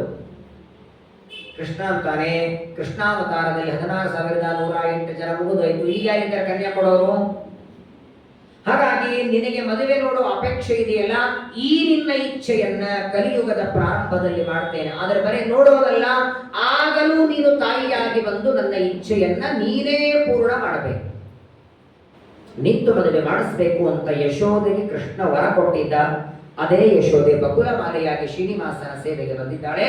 ವರಾಹದೇವರು ಬಕುಲಾದೇವಿಯನ್ನು ಕೊಟ್ಟು ಕಳಿಸ್ತಾರೆ. ಬಕುಲಾದೇವಿ ಮನೆಗೆ ಬರ್ತಾಳೆ. ಪ್ರತಿನಿತ್ಯದಲ್ಲಿ ರುಚಿ ರುಚಿಯಾದ ಅಡಿಗೆ ಮಾಡಿ ಹಾಕಬೇಕು. ಆ ಗಾಯಕ್ಕೆ ನಿತ್ಯದಲ್ಲಿ ಔಷಧವನ್ನು ಹಚ್ಚುತ್ತಾ ಇದ್ದಾಳೆ. ಪರಮಾತ್ಮನಿಗೆ ಶ್ರೀನಿವಾಸನಿಗೆ ತಿಂತ್ರಿಣಿ ರಸಮುತ್ತಮ, ಹುಣಸೆ ಹಣ್ಣಿನ ಗೊಜ್ಜು ಬಹಳ ಸೇರ್ತಿತ್ತ. ಚಿತ್ರಾನ್ನ ಗೊಜ್ಜು ಪ್ರತಿನಿತ್ಯದಲ್ಲಿ ಹುಗ್ಗಿ ಅಲ್ಲೇನ ಬಕುಲಾದೇವಿ ಮಾಡುತ್ತಿದ್ಲು, ಇವತ್ತಿಗೂ ಅದೇ ನೈವೇದ್ಯ ಇದೆ. ಬಕುಲಾದೇವಿಯ ಆ ಪ್ರತಿಮೆ ಅಡಿಗೆ ಮನೆ ನೋಡಿದ್ದೀರಾ? ಶ್ರೀನಿವಾಸ ನೈವೇದ್ಯ ಆಗುತ್ತಲ್ಲ, ಅದೇ ಬಂಗಾರ ಭಾವಿ ಇದೆಯಲ್ಲ, ಅದರ ಪಕ್ಕದಲ್ಲೇ ಅಡಿಗೆ ಮನೆ ಇದೆ ತಿರುಪತಿಯಲ್ಲಿ. ಆ ಬಕುಲಾದೇವಿ ಇವತ್ತಿಗೂ ನೋಡ್ತಿರ್ತಾರೆ. ಅಡಿಗೆ ಆದ ಮೇಲೆ ಅಲ್ಲಿ ತೋರಿಸ್ಕೊಂಡೇ ನೈವೇದ್ಯಕ್ಕೆ ಬರ್ತಾರೆ. ಪ್ರತಿನಿತ್ಯದಲ್ಲಿ ಶ್ರೀನಿವಾಸನಿಗೆ ನೈವೇದ್ಯವನ್ನ ಮಾಡಿ ಆ ಕೃಷ್ಣಾವತಾರದಲ್ಲಿ ಅರ್ಧ ನಿಂತ ಸೇವೆಯನ್ನ ಇಲ್ಲಿ ಮುಂದುವರಿಸ್ತಾ ಇದ್ದಾಳೆ. ಒಂದು ದಿನ ತಲೆಯ ಗಾಯೆಲ್ಲ ಮಾಯ ಆಗಿದೆ. ತಾಯಿಗೆ ಹೇಳ್ತಾನೆ, ಅಮ್ಮ ಯಾವತ್ತು ಈ ಬೆಟ್ಟಕ್ಕೆ ಬಂದೆ, ವೈಕುಂಠ ಬಿಟ್ಟು 10,000 ವರ್ಷ ಆಯಿತು, ಎಲ್ಲೂ ಹೊರಗೆ ಹೋಗೇ ಇಲ್ಲ. ನೇರವಾಗಿ ವೈಕುಂಠದಿಂದ ಬಂದೆ, ಈ ಗುಹೆಯಲ್ಲಿ ವಾಸ ಮಾಡುತ್ತಿದ್ದೆ. ಆಕಳು ಹಾಲು ಹಾಕಬೇಕು, ಹೊರಗೆ ಹೋಗೋ ಪ್ರಸಂಗೇ ಬಂದಿಲ್ಲ. ಈ ಬೆಟ್ಟ ಎಷ್ಟು ದೊಡ್ಡದಿದೆ, ಹೂವಿನ ಹಣ್ಣಿನ ಗಿಡಗಳು, ರಮ್ಯವಾದ ಸ್ಥಳ, ಒಂದು ಸಲ ಹೋಗಿ ಬರ್ತೇನೆ, ಬೇಟೆ ಆಡೋದಕ್ಕೆ ಹೋಗಿ ಬರ್ತೇನೆ ಎಂದ. ಸ್ಮರಣೆ ಮಾಡ್ತಾನೆ. ವಾಯುದೇವರು ಕುದುರೆಯಾಗಿ ಬಂದಿದ್ದಾರೆ, ಲಕ್ಷ್ಮೀದೇವಿ ಹಗ್ಗಾಗಿ ಬಂದಿದ್ದಾಳೆ. 15 ಮೊಳದ ಪಂಚೆ ಉಟ್ಕೊಂಡಿದ್ದಾನೆ, 7 ಮೊಳದ ಪಂಚೆ ಹೊತ್ಕೊಂಡಿದ್ದಾನೆ, ಅಲಂಕಾರ ಮಾಡ್ಕೊಂಡಿದ್ದಾನೆ, ಅಂಗಾರ ಅಕ್ಷತೆ ಹಚ್ಕೊಂಡಿದ್ದಾನೆ, ಉತ್ತಮ ತಿಲಕ ಹಚ್ಕೊಂಡಿದ್ದಾನೆ. ಒಳ್ಳೆ ಮನ್ಮಥ, ಮೊದಲೇ ಮನ್ಮಥ, ಉತ್ತಮವಾಗಿ ಅಲಂಕಾರ ಮಾಡಿಕೊಂಡ, ಊಟ ಮಾಡಿದ್ದಾನೆ, ತಾಂಬೂಲ ಹಾಕಿಕೊಂಡ, ಕುದುರೆ ಮೇಲೆ ಕೂತಿದ್ದಾನೆ, ಕೈಯಲ್ಲಿ ಖಡ್ಗ ತಗೊಂಡಿದ್ದಾನೆ. ಬೇಟೆಗೆ ಹೊರಟ. ನಿಜವಾದ ಬೇಟೆಗಾರ ಅವನೇ ಅಲ್ವೇ? 14 ಲೋಕ ಬ್ರಹ್ಮಾಂಡದ ಬೇಟೆ ಆಡೋ ಬೇಟೆಗಾರ ಅವನು. ಸೃಷ್ಟಿ ಸ್ಥಿತಿ ಲಯವನ್ನ ಮಾಡೋ ಬೇಟೆಗಾರ ಅವನು. ಪರಮಾತ್ಮ ಅದ್ಭುತವಾಗಿ ನೋಡಿ, ಪ್ರಯಾಣಕ್ಕೆ ಹೋಗುವಾಗ ನಾವೆಲ್ಲರೂ ಪ್ರಯಾಣೇ ಗರುಡಾರೂಢಂ ಪಾರಿಜಾತಹರಂ ಹರಿಂ ಸತ್ಯ ಭಾಮಾಯುತಂ ದೇವಂ ಧ್ಯಾಯೇದಿಷ್ಟಾರ್ಥ ಸಿದ್ಧರೆ. ಇವನ ಸ್ಮರಣೆ ಮಾಡಿ ಪ್ರಯಾಣಕ್ಕೆ ಹೋಗ್ತೀವಿ. ಅವನು ಯಾರು ಸ್ಮರಣೆ ಮಾಡಬೇಕು? ಮಾತ್ರ ದೇವೋ ಭವ. ಬಕುಲಾದೇವಿಗೆ ನಮಸ್ಕಾರ ಮಾಡ್ತಾನೆ. ಯಶಸ್ವಿಯಾಗಿ ಹೋಗಿ ಬಾ ಅಂತಾಳೆ. ಕುದುರೆ ಮೇಲೆ ಹೊರಟಿದ್ದಾನೆ. ಅಡವಿಯ ಅರಣ್ಯದಲ್ಲಿ ಹೋಗುವಾಗ ಶ್ರೀನಿವಾಸ ಆ ಕುದುರೆ ಮೇಲೆ ಹೋಗುವಾಗ ಒಂದು ಆನೆಯನ್ನು ನೋಡಿದ. ಆನೆ ಶ್ರೀನಿವಾಸನನ್ನ ನೋಡಿ ಓಡ್ಲಿಕ್ಕೆ ಶುರು ಮಾಡಿದ. ಯಾಕಂದ್ರೆ ಕೈಯಲ್ಲಿ ಖಡ್ಗ ಹಿಡಿದಿದ್ದಲ್ಲ. ಆದರೆ ನೋಡಿ, ಸ್ವಲ್ಪ ಹೊತ್ತು ಓಡಿ ಹೋಗಿ ಆನೆ ಹಿಂದೆ ತಿರುಗಿ ಸೊಂಡಿಲ ಮೇಲೆ ಎತ್ತಿ ನಮಸ್ಕಾರ ಮಾಡುತ್ತಂತೆ. ಮೊದಲು ಅವನ ಕೈಯಲ್ಲಿ ಖಡ್ಗ ನೋಡಿ ಯಾರೋ ನಮ್ಮನ್ನು ಹೊಡೆಯೋದಕ್ಕೆ ಬಂದಿದ್ದಾರೆ ಅಂತ ತಿಳ್ಕೊಂಡಿದ್ದಾನೆ. ಆಮೇಲೆ ಗೊತ್ತಾಯಿತು, ಇವನೇ ಅಲ್ವಾ ಅವತ್ತು ನಮ್ಮನ್ನ ಮೊಸಳೆ ಬಾಯಿಂದ ಬಿಡಿಸಿದವ ಇವನೇ. ಇವನು ಕೊಲ್ಲೋ ವ್ಯಕ್ತಿ ಅಲ್ಲ, ಇವನು ರಕ್ಷಕ. ಎಲ್ಲ ಪರಿವಾರದ ಆನೆಗಳ ಕೈ ಕೊಟ್ಟು ಹೋದನು. ವೈಕುಂಠದಿಂದ ಬಂದು ಮೊಸಳೆಯಿಂದ ನನ್ನನ್ನು ಬಿಡಿಸಿದವ ಅಂತ ನೆನಪಾಗಿ ಇವನು ಜಗದೋದ್ಧಾರನಾದ ದೇವರು ಅಂತ ಗೊತ್ತಾಯಿತು. ಸೊಂಡಿಲ ಮೇಲೆ ಎತ್ತಿ ಆನೆ ನಮಸ್ಕಾರ ಮಾಡಿ ಹೋಗಿಬಿಡುತ್ತದೆ. ಯಾವಾಗ ಆನೆ ಹೋಯಿತೋ ಅಲ್ಲಿ ಅನೇಕ ಜನ ಕನ್ಯೆಯರು ಕಾಣಿಸ್ತಾರೆ ಶ್ರೀನಿವಾಸನಿಗೆ. ಆ ಕನ್ಯೆಯರ ಮಧ್ಯದಲ್ಲಿ ಸಾಕ್ಷಾತ್ ಜಗನ್ಮಾತೆಯಾದ ಲಕ್ಷ್ಮೀದೇವಿಯ ಅವತಾರಳಾದ ಪದ್ಮಾವತಿಯನ್ನ ಶ್ರೀನಿವಾಸ ನೋಡಿದ. ಅವರಿಬ್ಬರ ಮೊದಲನೇ ಭೇಟಿಯಲ್ಲಿ ನೋಡಿ, ದೇವರು ಯಾರನ್ನೇ ಮದುವೆಯಾಗಬೇಕಾದರೂ ಅಲ್ಲಿ ಲಕ್ಷ್ಮೀದೇವಿಯ ಸನ್ನಿಧಾನ, ಲಕ್ಷ್ಮೀದೇವಿಯ ಆವೇಶ ಇರಲೇಬೇಕು. ಈಗ ಕೃಷ್ಣಾವತಾರದಲ್ಲಿ 16,108 ಜನ ಮಡದಿಯರಿದ್ದಾರೆ ನೋಡಿ, ಅದರಲ್ಲಿ 3 ಭಾಗ ಇದೆ. ಸಾಕ್ಷಾತ್ ಲಕ್ಷ್ಮಿ ಅಂದ್ರೆ ಇಬ್ಬರೇ, ರುಕ್ಮಿಣಿ ಸತ್ಯಭಾಮ. ಹಾಗಾಗಿ ತಾರತಮ್ಯದಲ್ಲಿ ಇವರಿಬ್ಬರು ಎಲ್ಲಿ ಬರ್ತಾರೆ? ದೇವರ ನಂತರದಲ್ಲಿ. ಉಳಿದವರೇನು 6 ಜನ ಇದ್ದಾರಲ್ಲ, ಜಾಂಬವತಿ, ನೀಲ, ಭದ್ರ, ಕಾಲಿಂದಿ, ಮಿತ್ರವಿಂದ, ಲಕ್ಷಣ, ಇವರು 6 ಜನ ತಾರತಮ್ಯದಲ್ಲಿ ಗರುಡ ಶೇಷರುದ್ರರ ನಂತರದಲ್ಲಿ ಬರ್ತಾರೆ. ಯಾಕಂದ್ರೆ ಇವರು ಸಾಕ್ಷಾತ್ ಲಕ್ಷ್ಮಿಯಲ್ಲ, ಲಕ್ಷ್ಮೀ ದೇವಿಯ ಆವೇಶ ಇದ್ದವರು. 16,100 ಜನ ಇನ್ನೂ ಕೆಳಗೆ ಬರ್ತಾರೆ ತಾರತಮ್ಯದಲ್ಲಿ. ಯಾಕಂದ್ರೆ ಅವರಲ್ಲಿ ಸನ್ನಿಧಾನ ಮಾತ್ರ, ಸನ್ನಿಧಾನ ಬೇರೆ, ಆವೇಶ ಬೇರೆ. ಯಾಕಂದ್ರೆ ಈಗೇನು ಈ ಪದ್ಮಾವತಿ ಇದ್ದಾಳೆ ನೋಡಿ, ಈ ಪದ್ಮಾವತಿ ತ್ರೇತಾಯುಗದಲ್ಲಿ ಇವಳು ವೇದವತಿ, ಅಗ್ನಿದೇವರ ಮಗಳು. ರಾವಣ ಅಪಹಾರ ಮಾಡಿಕೊಂಡು ಲಂಕಾಪಟ್ಟಣಕ್ಕೆ ಕರ್ಕೊಂಡು ಹೋದದ್ದು ಇವಳನ್ನೇ. ಆ ಲಂಕಾಪಟ್ಟಣದಲ್ಲಿ 1 ವರ್ಷ ಇದ್ದು ಅನಂತರ ಅಗ್ನಿ ಪ್ರವೇಶ ಮಾಡಿದಾಗ ಅಗ್ನಿಕುಂಡದಿಂದ ಇಬ್ಬರು ಮೇಲೆ ಬರ್ತಾರೆ.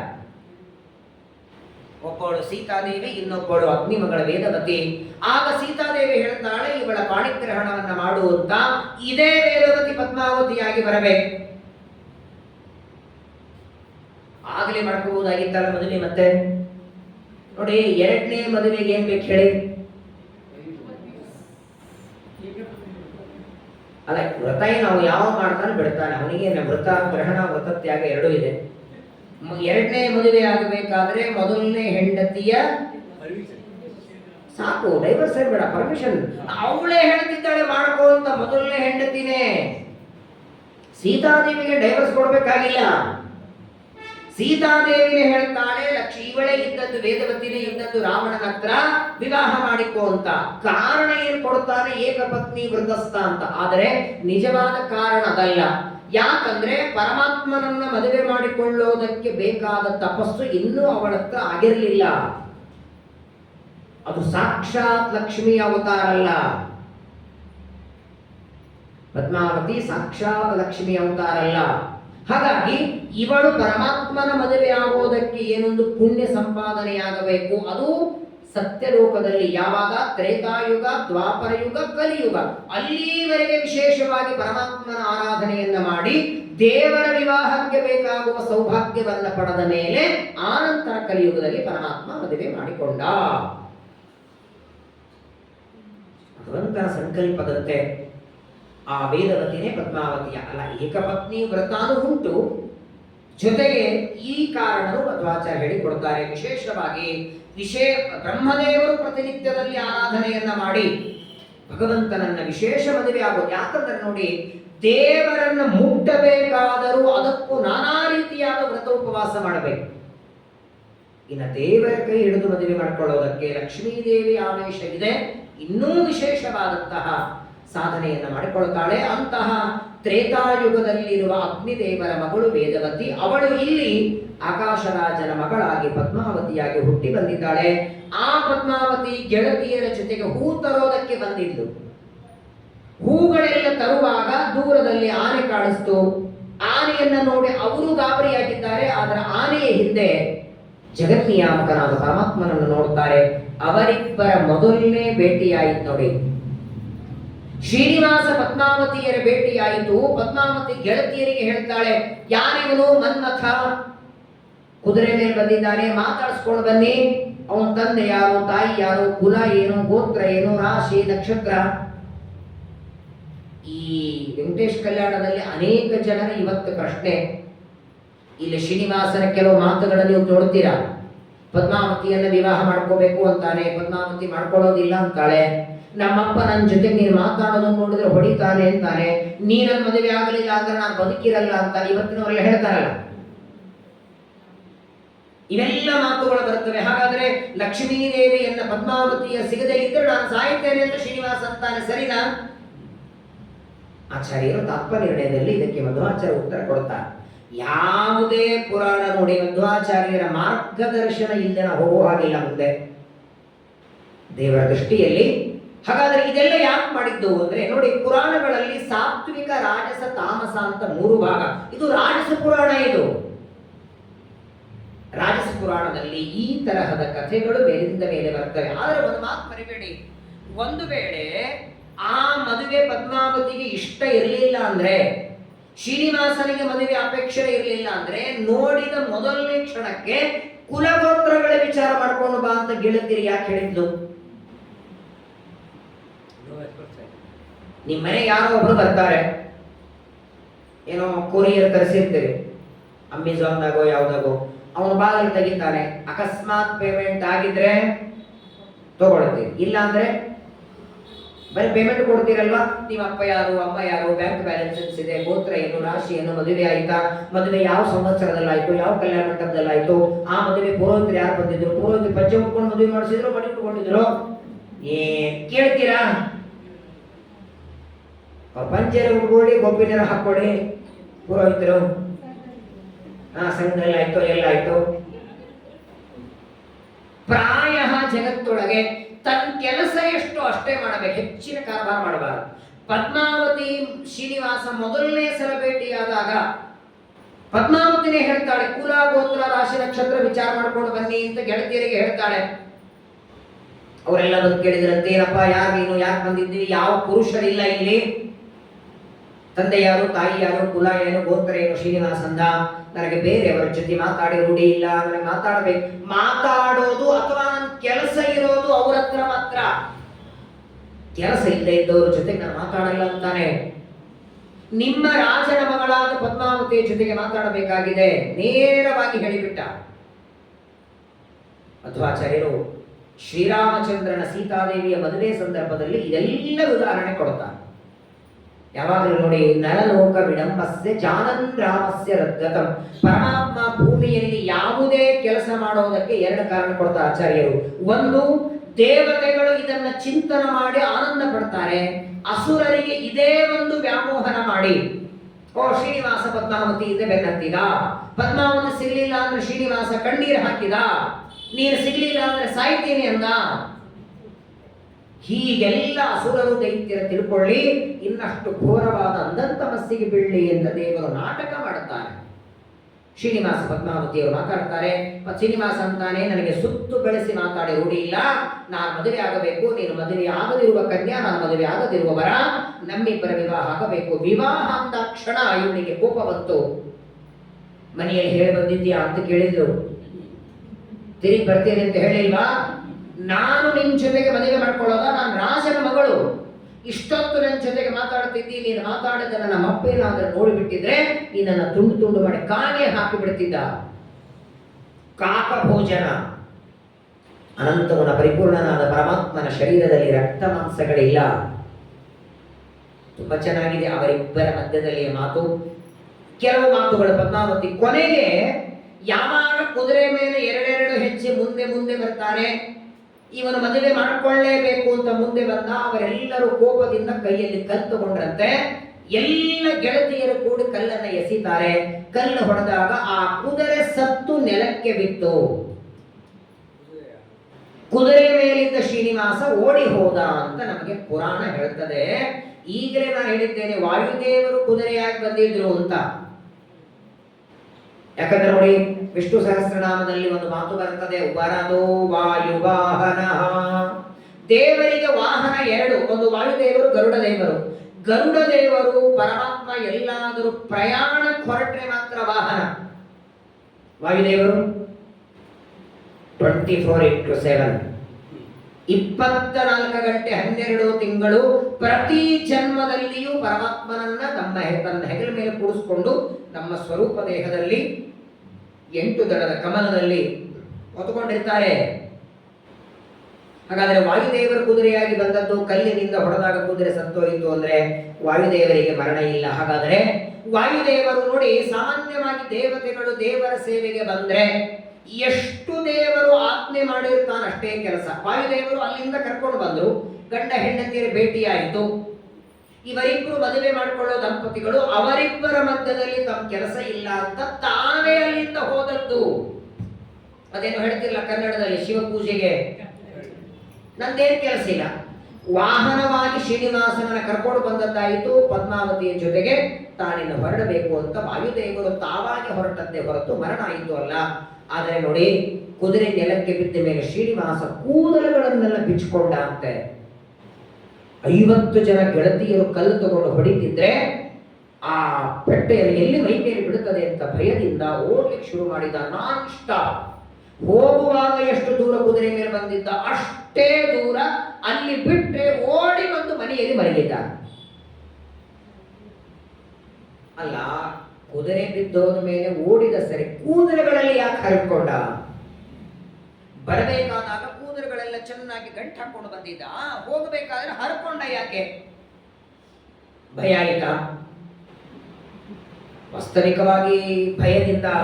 ಸಾಮಾನ್ಯವಾಗಿ ನೋಡಿ, ಇಲ್ಲಿಂದ ಅಲ್ಲಿವರೆಗೆ ವಾಕಿಂಗ್ ಮಾಡ್ಲಿಕ್ಕಾಗಲ್ಲ. ಅದೇ ನಾಯಿ ಬೆನ್ನ ಹತ್ತಿದ್ರೆ ಎಷ್ಟು ದೂರ ಹೋಗಿರ್ತಾನೆ ಗೊತ್ತಿಲ್ಲ. ಯಾಕೆ ಹೇಳಿ? ಪ್ರಾಣ ಭಯ. ಆ ನಾಯಿ ಅಟ್ಟಿಸ್ಕೊಂಡು ಹೋದ್ರೆ ಇಲ್ಲಿ ಬಸವೇಶ್ವರ ನಗರಿಂದ ರಾಜಾನಗರಕ್ಕೆ ಹೋಗ್ತಾನೋ, ಗಾಂಧಿ ಚೌಕಿಗೆ ಹೋಗ್ತಾನೋ.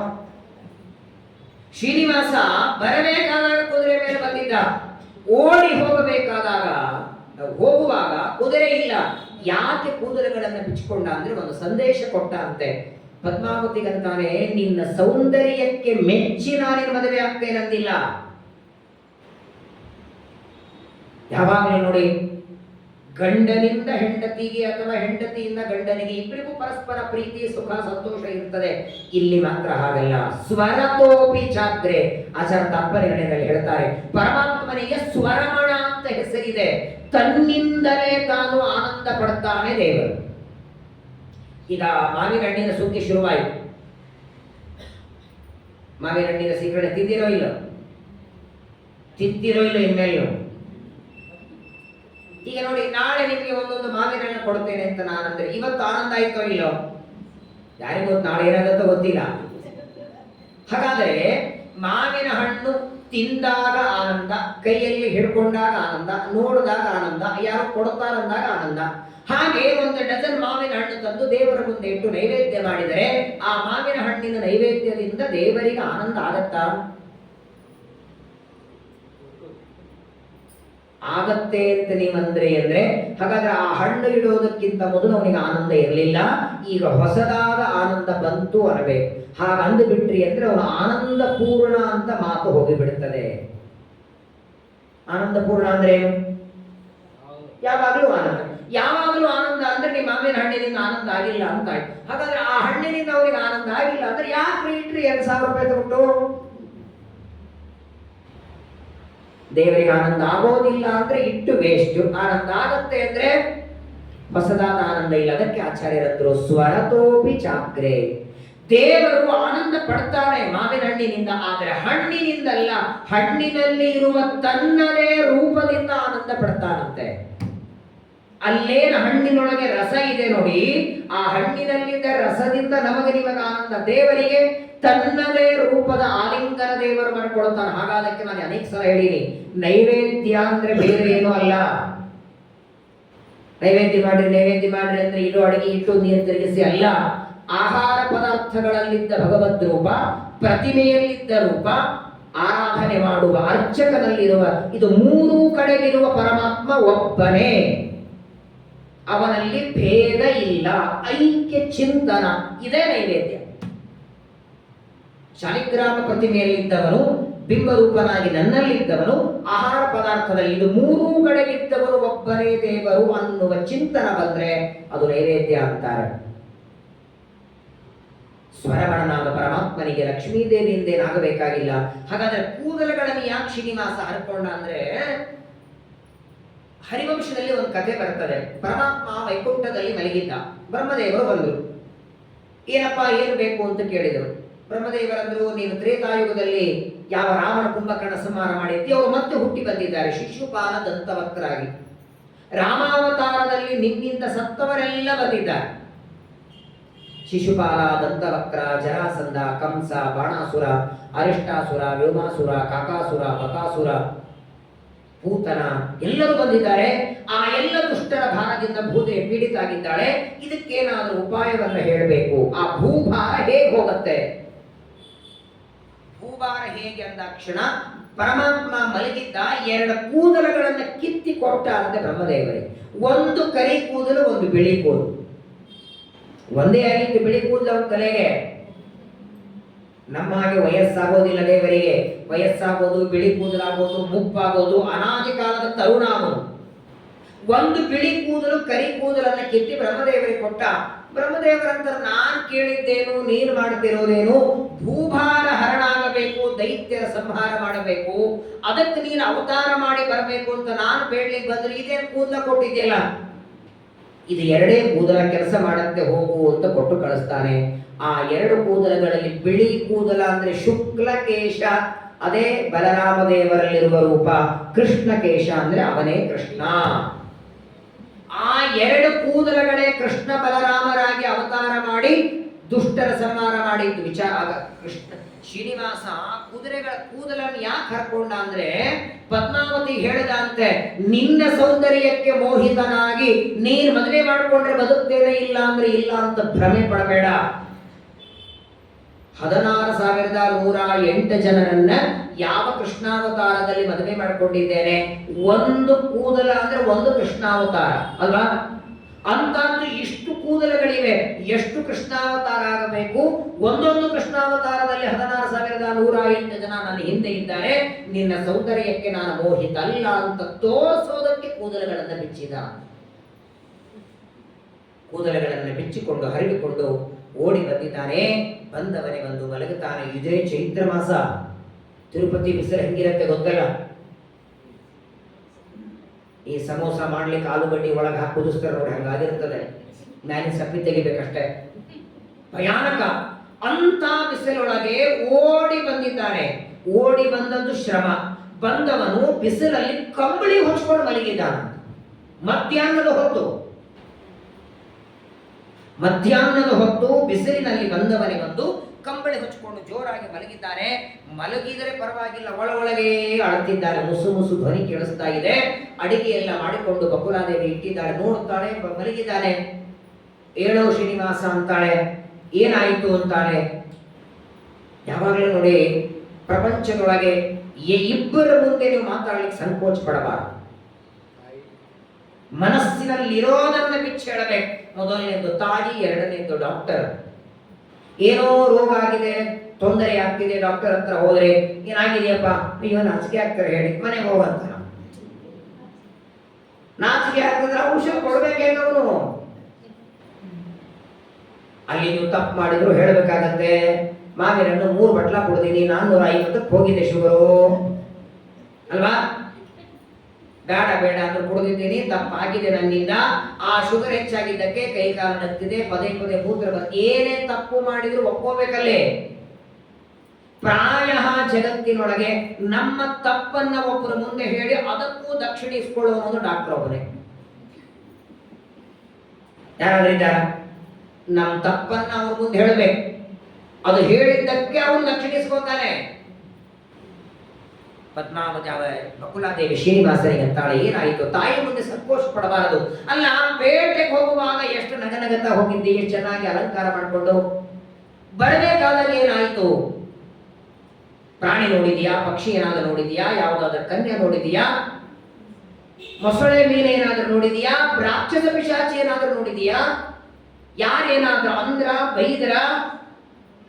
ನೀನು ಬೇಟೆಯಾಡಿ ಬರ್ತಿ, ಶ್ರಮ ಆಗತ್ತೆ ಅಂತ ನಿನ್ನ ಸಲುವಾಗಿ ಹುಣಸೆ ಹಣ್ಣು ಗೊಜ್ಜು ಮಾಡಿದ್ದೇನೆ, ಪಾಯಸ ಮಾಡಿದ್ದೇನೆ, ಚಿತ್ರಾನ್ನ ಮಾಡಿದ್ದೇನೆ, ಬಾಯ ನೀರು ಬಂತು ನೋಡಿ. ಭಕ್ಷ್ಯ ಪರಮಾನ್ನ ಮಾಡಿಟ್ಟಿದ್ದೇನೆ, ಏಳು ಅಂತಾಳೆ ಶ್ರೀನಿವಾಸನಿಗೆ. ಬರೀ ಇನ್ಕಮಿಂಗ್ ಔಟ್ ಗೋಯಿಂಗ್ ಏನಿಲ್ಲ, ಅಲ್ಲಿಂದ ಒಳಗಿದ್ದೇನು ಬರ್ತಿಲ್ಲ. ಇವಳು ಮಾತಾಡಿದಂತೆ ಕಂಬಳಿ ಹೊಚ್ಕೊಂಡು ಇನ್ನಷ್ಟು ಜೋರಾಡ್ಲಿಕ್ಕೆ ಶುರು ಮಾಡಿಬಿಟ್ಟ. ಅಳು ಇಲ್ಲ ಅಂದ್ರೂ ಅಳು ತೋರಿಸ್ತಾನೆ. ಅದಕ್ಕೆ ಇವನಿಗೆ ಕಪಟ ನಾಟಕ ಸೂತ್ರಧಾರಿ ಅನ್ಬೇಕು. ನಾಟಕ ಮಾಡ್ಲಿಕ್ಕೂ ಇವನಷ್ಟು ಚೆನ್ನಾಗಿ ಆಯ್ತು ಬರಲ್ಲ. ಅದ್ಭುತ ಕಲಾಕಾರ ಇವರು. ಶರೀರದಲ್ಲಿ ರಕ್ತ ಇಲ್ಲ ಅಂದ್ರೂ 7 ತೆಂಗಿನ ಗಿಡದಷ್ಟು ರಕ್ತ ತೋರಿಸ್ತಾನೆ. ಅಳು ಇಲ್ಲ ಅಂದ್ರೂ ಅಳುತ್ತಿದ್ದಾನೆ. ನೋಡಿ, ಮೊದಲು ಅಡಿಗೆಯೆಲ್ಲ ಇಟ್ಟು ಅಷ್ಟು ದೂರದಿಂದ ಏಳು ಅಂತಿದ್ದು. ಪಾಪ ಮಡಿಗೆ ಬಡಿಸ್ಬೇಕಲ್ಲ, ದೂರದಲ್ಲಿ ನಿಂತು ಮಾತಾಡಿದ್ರು. ಯಾವಾಗ ಇವ್ರು ಹೇಳಿಲ್ಲ, ಹತ್ರ ಬಂದು ಹಾಸಿಗೆ ಹತ್ರ ಕೂತು ಕಾಲು ಒತ್ತತಾಳೆ. ಪಾಪ ಓಡಿ ಹೋಗಿದ್ದೆ, ಸಂಪೂರ್ಣ ಬೆಟ್ಟ ಎಲ್ಲ ತಿರುಗಿ ಬಂದಿದ್ದೆ ಅಂತ ಕಾಲು ಒತ್ತಾಳೆ. ಏನು ಬಕುಲಾದೇವಿ ಮಾತಾಡಿದ್ರು ಉತ್ತರ ಕೊಡ್ತಿಲ್ಲ. ಪದೇ ಪದೇ ಕೇಳ್ತಾಳೆ, ನನ್ನ ಮುಂದೆ ಹೇಳು, ಯಾರೇನಾದ್ರ ಅಂದ್ರ, ಬೈದ್ರ? ಎಲ್ಲಿವರೆಗಂದ್ರೆ ಅವಳ ಬಾಯಿಂದ ಈ ಮಾತು ಬರೋವರೆಗೆ. ಏನ್ ಮಾತು? ನಿನ್ ಮನಸ್ಸೊಳಗೇನಿದೆ ಹೇಳು, ನಾನು ಮಾಡ್ತೇನೆ. ಅದು ಹೇಳೋವರೆಗೆ ಮುಸುಕು ತಗಲಿಲ್ಲ. ನಮ್ಮ ಮಕ್ಕಳು ಹಂಗೆ ಇರ್ತಾರಲ್ಲ, ಬೇಕಾದ ಯಾರೇನಂದ್ರು, ಯಾರು ಬೈದ್ರು, ಎಲ್ಲ ಕೇಳಿದ್ರು, ಏನಿಲ್ಲ. ಕೊನೆಗಂತಾಳೆ, ಏನಿದೆ ಮನಸ್ಸಲ್ಲಿದ್ದೆ ಹೇಳು, ಮಾಡ್ತೇನೆ ಅಂದಾಕ್ಷಣ ತಗಲ್ಬಿಟ್ಟ. ನಮಗೂ ದೇವರದೇ ಅಂತ ನಾವು ನಮ್ಮನ್ನ ಕಡೆಗೆ ದೇವರು ನೋಡ್ಬೇಕಾದ್ರೂ ನಾವು ದೇವರಿಗೆ ಅನ್ಬೇಕು, ನಿನಗೇನು ಇಚ್ಛೆ ಇದೆ ಹೇಳು, ನಾವು ಮಾಡ್ತಾವ ಅಲ್ಲಿಗೆ ಹೋಗ. ಯಾಕಂದ್ರೆ ಮಾಡೋದೇ ಇಲ್ಲಲ್ಲ, ಏನು ಮಾಡೋದೆಲ್ಲ ಅವನಿಗೆ ಬೇಡ ಅನ್ನತ್ತೆ. ಅಕಸ್ಮಾತ್ ಕೇಳಿ ನೋಡಿ, ನಿನಗೇನು ಬೇಕು ಹೇಳಿ ನಾವು ಮಾಡ್ತೀವಿ. ಮತ್ತು ಅವಂತರ ಪಾಠ, ಪ್ರವಚನ, ಪೂಜೆ, ಜಪ ಇದೇ ಹೇಳ್ತಾರ, ನಾವು ಮಾಡೋರಲ್ಲ. ಪರಮಾತ್ಮ ಮುಸುಕು ತೆಗಿತಾನೆ. ತಾಯಿಗೆ ಬಕುಲಾದೇವಿಗೆ ಹೇಳ್ತಾನೆ, ಏನಂದ್ಯಮ್ಮ, ಪಿಶಾಚಿ ರಾಕ್ಷಸ ಏನಾದ್ರೂ ನೋಡು ಬಂದೆ ಅಂದ್ಯಾ? ನನಗಲ್ಲ, ನನ್ನ ನಾಮಸ್ಮರಣೆ ಮಾಡುವವರಿಗೆ ಪಿಶಾಚಿ ಬಾಧೆ ಇಲ್ಲ. ಮನ್ನಾಮ ಸ್ಮರಣಾದೇತಿ ವಿದ್ರವಂತಿ ದಿಶೋದಶ. ಎಲ್ಲಿ ಭಯಗಳು ಹರಿಯ ಭಕುತರಿಗೆ ಇಲ್ಲ. ಅಚ್ಯುತಾನಂತ ಗೋವಿಂದ ನಾಮೋಚ್ಚಾರಣ ಭೇಷಜ ನಶ್ಯಂತಿ ಸಕಲ ರೋಗಾ ಸತ್ಯಂ ಸತ್ಯಂ ವದಾಮ್ಯಹಂ. ಯಾವ ರೋಗ ಅಥವಾ ಯಾವುದೇ ರಾಕ್ಷಸ ಪಿಶಾಚಿ ಏನು ನೋಡಿ ಭಯ ಆಗಿಲ್ಲ. ಆದರೆ ಕೊನೆಗೆ ಕೇಳಿದೆಲ್ಲ, ಒಬ್ಬ ಕನ್ಯೆಯನ್ನ ಅಂತ ಪದ್ಮಾವತಿಯನ್ನು ನೋಡಿದೆ, ಅವಳನ್ನೇ ವಿವಾಹ ಮಾಡಿಕೊಳ್ಬೇಕು. ಪದ್ಮಾವತಿ ಗೆಳತಿಯರ ಜೊತೆ ಕೂಡಿ ಕಲ್ಲಿನಿಂದ ಹೊಡೆಸ್ಕೊಂಡು ಬಂದಿದ್ದೇನೆ, ಅವಳ ವಿವಾಹ ಆಗಬೇಕು ಅಂದಾಗ ಸರಿ. ಆಮೇಲೆ ಮಾತಾಡೋದು, ಊಟಕ್ಕೆ ಬಾ. ಪಂಚ ಉಟ್ಕೊಂಡು ಊಟಕ್ಕೆ ಕೂತಿದ್ದಾನೆ. ಊಟ ಶುರುವಾಯಿತು. ಬಡಿಸ್ತಿದ್ದಾಳೆ. ಬಡಿಸ್ತಾ ಕೇಳಿದ್ಲು, ಅಲ್ಲೋ ಶ್ರೀನಿವಾಸ, ಇವತ್ತಿನವರೆಗೆ 108 ಕನ್ಯಾತನ್ ತೋರಿಸಿದೆ. ಅವಳು ಚೆನ್ನಾಗಿಲ್ಲ, ಇವಳು ಚೆನ್ನಾಗಿಲ್ಲ, ಮದುವೆ ಬೇಡ ಅಂದವನು ಅದ್ಯಾವುದೋ ಅರಣ್ಯದಲ್ಲಿದ್ದ ಹುಡುಗಿ, ಅದು ಈಗಲೇ ಕಲ್ಲಿಂದ ಹೊಡೆದಿದ್ದಾಳೆ. ಮದುವೆ ಆದ್ಮೇಲೆ ಗತಿ ಏನು? ಮದುವೆಗಿಂತ ಮೊದಲೇ ಕಲ್ಲು ತಗೊಂಡವಳು ಆಮೇಲೆ ಏನ್ ಮಾಡ್ತಾಳೋ ಗೊತ್ತಿಲ್ಲ. ಅವಳೇ ಬೇಕಂತಿ ನೀನು. ಮಗ ಅಪ್ಪನಿಗೆ ಕೇಳದ ಅಂತೆ, ಅಪ್ಪ ಮದುವೆಗಿಂತ ಮೊದಲು ಪಾಕಿಸ್ತಾನಕ್ಕೆ ಹೋಗಿದ್ದೀರಾ? ಇಲ್ಲ. ಅಫ್ಘಾನಿಸ್ತಾನಕ್ಕೆ ಹೋಗಿದ್ದೀರಾ? ಇಲ್ಲ. ಇದೆಯಲ್ಲಿ ತಂದ್ರಿ ಅಂತ ತಾಯಿಯನ್ನ ನೋಡಿ ಇಷ್ಟು ಜಗಳಾಡ್ತಾಳೆ ಮೇಲಿಂದ ಮೇಲೆ. ಎಲ್ಲೋ ಇರುವ ಕನ್ಯಾ ಪ್ರತ್ಯಕ್ಷ ಕಣ್ಣೆದುರಿಗೆ ತೋರಿಸಿದ್ರು ಕನ್ಯೆಗಳ ಬೇಡ ಅಂದವ. ಈಗ ಅಡವಿಯಲ್ಲಿ ನೋಡಿದ ಕನ್ಯಾ, ಅದು ಕಲ್ಲು ಹೊಡೆದವಳು, ಅವಳೇ ಬೇಕಂತೆಯಲ್ಲ ಶ್ರೀನಿವಾಸ. ಅಂಥದ್ದೇನಿದೆ ಅವಳ ಹತ್ರ? ಆಸ್ತಿ ಪಾಸ್ತಿ ಇದೆಯಾ? ಆಗ ಶ್ರೀನಿವಾಸ ಅಂತಾನೆ, ಅಮ್ಮ, ಅವ್ರು ಯಾರು ಅನ್ಕೊಂಡಿದ್ದಿ ನೀನು? ನಾನು ಶ್ರೀರಾಮನಾದಾಗ 1 ವರ್ಷದವರೆಗೆ ಅರಣ್ಯದಲ್ಲಿ, ದಂಡಕಾರಣ್ಯದಲ್ಲಿ, ಕೊನೆಯ 14ನೇ ವರ್ಷ ಇರುವಾಗ ರಾವಣ ಅಪಹಾರ ಮಾಡಿಕೊಂಡು ಹೋದ ಮೇಲೆ ಲಂಕಾಪಟ್ಟಣದಲ್ಲಿ ಇದ್ದು ರಾವಣ ಕೊಟ್ಟ ಕಿರುಗಳ ದುಃಖ ಅನುಭವಿಸಿದವಳು ಇವಳು. ಇಡೀ ರಾಮನ ಹೇಳಿಬಿಟ್ಟ ಮಜ್ಜಿಗೆಯನ್ನಾಗೋದ್ರಾಗೆ. ಸಾರನ್ನ ಶುರು ಮಾಡುವಾಗ ಯಾರಿಗೂ ಕನ್ಯಾ ಅಂತ ಕೇಳಿದ್ದು, ಇಡೀ ರಾಮಾಯಣ ಹೇಳಿ ವೇದವತಿಯ ಕಥೆಯನ್ನ ಹೇಳಿ ಕೊನೆಗೆ ಮಜ್ಜಿಗೆಯನ್ನಾಯಿತು. ಆ ಅಮೃತೋಪ ತಗೊಂಡ, ಅವಳನ್ನೇ ನನ್ನ ಜೊತೆ ಮದುವೆ ಮಾಡಿಸು ಸರಿ ಅಂತ. ಬಕುಲಾದೇವಿ ತಾನು ಊಟ ಮಾಡ್ತಾಳೆ. ಅಲ್ಲಯ್ಯ, ಅಲ್ಲೆಲ್ಲೋ ಅಡವಿಯಲ್ಲಿ ನೋಡಿ ಬಂದಿದ್ದೆ ಕನ್ಯೆಯನ್ನ. ಅವ್ರ ತಂದೆ ತಾಯಿ ಯಾರು ಮಾತಾಡ್ಕೊಂಡು ಬರ್ಬೇಕಲ್ಲ. ಅವ್ರ ತಂದೆ ತಾಯಿ ಮನೆ ವಿಳಾಸ ಕಳಿಸು, ಹೋಗಿ ಬರ್ತೇನೆ ಅಂದಾಗ ಶ್ರೀನಿವಾಸ ಅಂತಾನೆ, ನಾನು ಹೇಳಿದಾಗ ಹೋಗು, ಪರ್ವತ ಇಳಿದು ಕೆಳಗೆ ಹೋಗು, ಅಲ್ಲೊಂದು ತೀರ್ಥ ಸಿಗುತ್ತದೆ, ಕಪಿಲ ತೀರ್ಥ, ಅಲ್ಲಿ ಸ್ನಾನ ಮಾಡು, ಕಪಿಲೇಶ್ವರನ ದರ್ಶನ ಮಾಡ್ಕೋ. ಅಲ್ಲಿಂದ ಮುಂದೆ ಹೋಗು, ಪದ್ಮ ಸರೋವರ ಸಿಗ್ತದೆ, ಅಲ್ಲಿ ಸ್ನಾನ ಮಾಡು. ಅಲ್ಲಿ ರಾಮಕೃಷ್ಣರ ಪ್ರತಿಮೆ ಇದೆ, ಅಲ್ಲಿ ನಮಸ್ಕಾರ ಮಾಡು. ಅಲ್ಲಿಂದ ಮುಂದೆ ಹೋಗು, ಅಗಸ್ತೇಶ್ವರ ದೇವಾಲಯ ಬರ್ತದೆ, ಅಲ್ಲಿ ಹೋಗು, ಅಲ್ಲಿ ಅಗಸ್ತೇಶ್ವರಿಗೆ ನಮಸ್ಕಾರ ಮಾಡು. ಶ್ರೀನಿವಾಸ ಪದ್ಮಾವತಿ ಮದುವೆ ಮಾಡಿಕೊಡ್ತಾನೆ ಅಂತ ಹೇಳು. ಅಗಸ್ತೇಶ್ವರ ದೇವಾಲಯಕ್ಕೆ ಹೋಗಿ ಅಲ್ಲಿ ಯಾರಿಗೆ ಕೇಳಿದ್ರು ಹೇಳ್ತಾರೆ ಪದ್ಮಾವತಿ ಮನೆ ಎಲ್ಲಿದೆ. ಪದ್ಮಾವತಿಯ ಮನೆ ಅಡ್ರೆಸ್ ಹೇಳೋದರಲ್ಲಿ 3 ದೇವಸ್ಥಾನ ಹೇಳಿದ ದೇವರು. ನಮಗೂ ನಮ್ಮ ಮನೆ ಅಡ್ರೆಸ್ ಕೇಳ್ತಾರೆ, ನಾವು ಹೇಳ್ತೇವೆ ಆಚಾರ್ಯ ಇಲ್ಲಿಂದ ಮುಂದೆ ಬರ್ರಿ, ಒಂದು ಮಟನ್ ಶಾಪ್ ಸಿಗ್ತದೆ, ಅದಕ್ಕೆ ಬೇಡ ನಿಮ್ಗೆ. ಆ ಮಟನ್ ಶಾಪ್ನಿಂದ ಲೈಟ್ ತಗೊಂಡ್ರೆ ಒಂದು ವೈನ್ ಶಾಪ್ ಸಿಗ್ತದೆ, ಅದರ ಪಕ್ಕದಲ್ಲಿ ಒಂದು ಕ್ಷೌರ ಅಂಗಡಿ ಇದೆ, ಅದರ ಪಕ್ಕದಲ್ಲೇ ಚಪ್ಪಲಿ ಹೊಲೆಯವರಿದ್ದಾನೆ, ಅಲ್ಲಿಂದ ರೈಟಿಗೆ ತಗೋರೆ ಅದರ 3 ಚಪ್ಪಲಿ ಹೊಲೆಯ ಅಂಗಡಿ, 3 ವೈನ್ ಶಾಪು, 3 ಅಡ್ರೆಸ್ ಒಳಗೆ. ಅಡ್ರೆಸ್ ಅಲ್ಲಿ ಒಂದು ದೇವಸ್ಥಾನ ಬರೋ ಹಾಗೆ ಹೇಳ್ರಿ, ರಾಮದೇವ ದೇವಸ್ಥಾನ ಪಕ್ಕಕ್ಕೆ ತೋಡೆ, ರುದ್ರದೇವ ದೇವಸ್ಥಾನ, ಅಲ್ಲಿನ ಗಣಪತಿ ದೇವಸ್ಥಾನ, ಅದ್ರ ಪಕ್ಕದ ಒಂದು 3 ದೇವಸ್ಥಾನ ಹೇಳಿ ಅಷ್ಟಕ್ಕೂ ಪುಣ್ಯ ಬರ್ತದ. ಬಕುಲಾದೇವಿಗೆ ಹೇಳಿದ, ಸರಿ ನಾನು ಹೊರಡ್ತೇನೆ ಅಂತ ವೆಂಕಟಾಚಲದಿಂದ ಮದುವೆ ವಿಚಾರ ಮಾತಾಡ್ಕೊಂಡು ಬರೋದಕ್ಕೆ ಹೊರಟಿದ್ದಾಳೆ. ಇವತ್ತು ಬಿಟ್ಟಿದ್ದಾಳೆ, ನಾಳೆ 6:30ವರೆಗೆ ಬಕುಲಾದೇವಿ ಯಾಕಂದ್ರೆ ದೂರ ಇದೆಯಲ್ಲ, ವೆಂಕಟಾಚಲದಿಂದ ಪದ್ಮಾವತಿಯ ಮನೆಗೆ ಬರಬೇಕು, ನಾಳೆ 6:30ಗೆ ಬರ್ತಾಳೆ. ಬಂದ ಮೇಲೆ ಆ ಮದುವೆಯ ಮಾತುಕತೆಗಳೆಲ್ಲ ಏನೇನು ನಡೀತದೆ, ಹೇಗೆ ನಡೀತದೆ, ಯಾಕಂದ್ರೆ ನಾಳೆಗೆ ತಾನೇ ಎದುರುಗೊಳ್ಳೋದು. ಮದುವೆಯ ಹಿಂದಿನ ದಿನ ಮದುವೆ ವಿಚಾರಗಳೆಲ್ಲ ನಾಳೆ. ನಾಡಿದ್ದು ಶ್ರೀನಿವಾಸ ಪದ್ಮಾವತಿಯರ ವಿವಾಹದ ಕಲ್ಯಾಣೋತ್ಸವ ನಾಳೆ. ನಾಡಿದ್ದು 2 ದಿನ ಪರಮಾತ್ಮನ ಈ ಚರಿತ್ರೆಯನ್ನ ಎಲ್ಲರೂ ಶ್ರವಣ ಮಾಡೋಣ. ಸ್ವಲ್ಪ ಇವತ್ತು ಟೈಮ್ ಆಯಿತು, 8:30 ಆಗ್ತಾ ಇದೆ, ಪರವಾಗಿಲ್ಲ. ಸೋಮವಾರ ಅಂದ್ರೆ ನೀವು ಬರಲ್ಲ, ನಾವು ಬರಲ್ಲ, ಏನಿರೋದು ನಾಳೆ, ನಾಡಿದ್ದು 2 ದಿನ. ಹಾಗಾಗಿ ನಿಮ್ಮ ಅಮೂಲ್ಯವಾದ ಅರ್ಧ ಗಂಟೆಯನ್ನು ಬಾಡಿಗೆಗೆ ನಾನು ಕೊಡಿ, ಅದರದ್ದೇನು ಬಾಡಿಗೆ ಕಟ್ಟಬೇಕು ಆಮೇಲೆ ನಾನು ಕಟ್ತೇನೆ. ಹಾಗಾಗಿ ಸ್ವಲ್ಪ ವಿಶೇಷವಾಗಿ ನಾಳೆಗೆ ಆ ವಧೂವರರ ಸಮಾಗಮ, ಹೇಗೆ ಮದುವೆ ಹಿಂದಿನ ದಿನ ಮಾಡಬೇಕಾದ ಕಾರ್ಯಕ್ರಮ, ನಾಡಿದ್ದು ಅಕ್ಷತಾರೋಪಣ, ಯಾರ್ಯಾರು ಮದುವೆಗೆ ಬಂದಿದ್ರು, ಹೇಗಿತ್ತು ಶ್ರೀನಿವಾಸನ ಮದುವೆ, ಅದರ ಚಿಂತನ ಮಾಡಿದರೂ ಸಾಕು, ಕೋಟಿ ಕೋಟಿ ಜನ್ಮಗಳ ಪಾಪ ದೇವರು ಪರಿಹಾರ ಮಾಡ್ತಾರೆ. ಅಂತಹ ವೈಶಾಖ ಶುದ್ಧ ದಶಮಿ ನಾಡಿದ್ದು ಭಾನುವಾರ ಶ್ರೀನಿವಾಸನ ಕಲ್ಯಾಣೋತ್ಸವವನ್ನು ಮಾಡಿ ನಮ್ಮ ಮಕ್ಕಳಿಗೆ ಮಾತ್ರವಲ್ಲ, ಒಟ್ಟಾರೆ ಜಗತ್ತಲ್ಲಿ ಮದುವೆ ಆಗದೇ ಇದ್ದ ಎಲ್ಲರಿಗೂ ಮದುವೆ ಆಗಲಿ. ಅದು ನಮ್ಮವರೇ ಇರಲಿ, ನಮ್ಮ ಶತ್ರುಗಳಿದ್ರೂ ಪರವಾಗಿಲ್ಲ, ನಮ್ಮನ್ನ ಆಡ್ಕೊಳ್ಳೋ ಶತ್ರುಗಳಿದ್ರೂ ಪರವಾಗಿಲ್ಲ, ಅವ್ರ ಮಕ್ಕಳಿಗೆ ಮದುವೆ ಆಗಲಿ, ಸುಖವಾಗಿ ಎಲ್ಲರೂ ಆನಂದವಾಗಿರಲಿ ಅಂತ ಪ್ರಾರ್ಥನೆಯನ್ನು ಮಾಡಿ ಶ್ರೀನಿವಾಸನ ಆ ಕಲ್ಯಾಣೋತ್ಸವವನ್ನು ನಾಡಿದ್ದು ಮಾಡೋಣ. ಭಾರತೀಯ ರಮಣ ಮುಖ್ಯ ಪ್ರಾಣಾಂತರ್ಗತ ಶ್ರೀಕೃಷ್ಣ ಹರೇ ನಮೋ ಹರೇ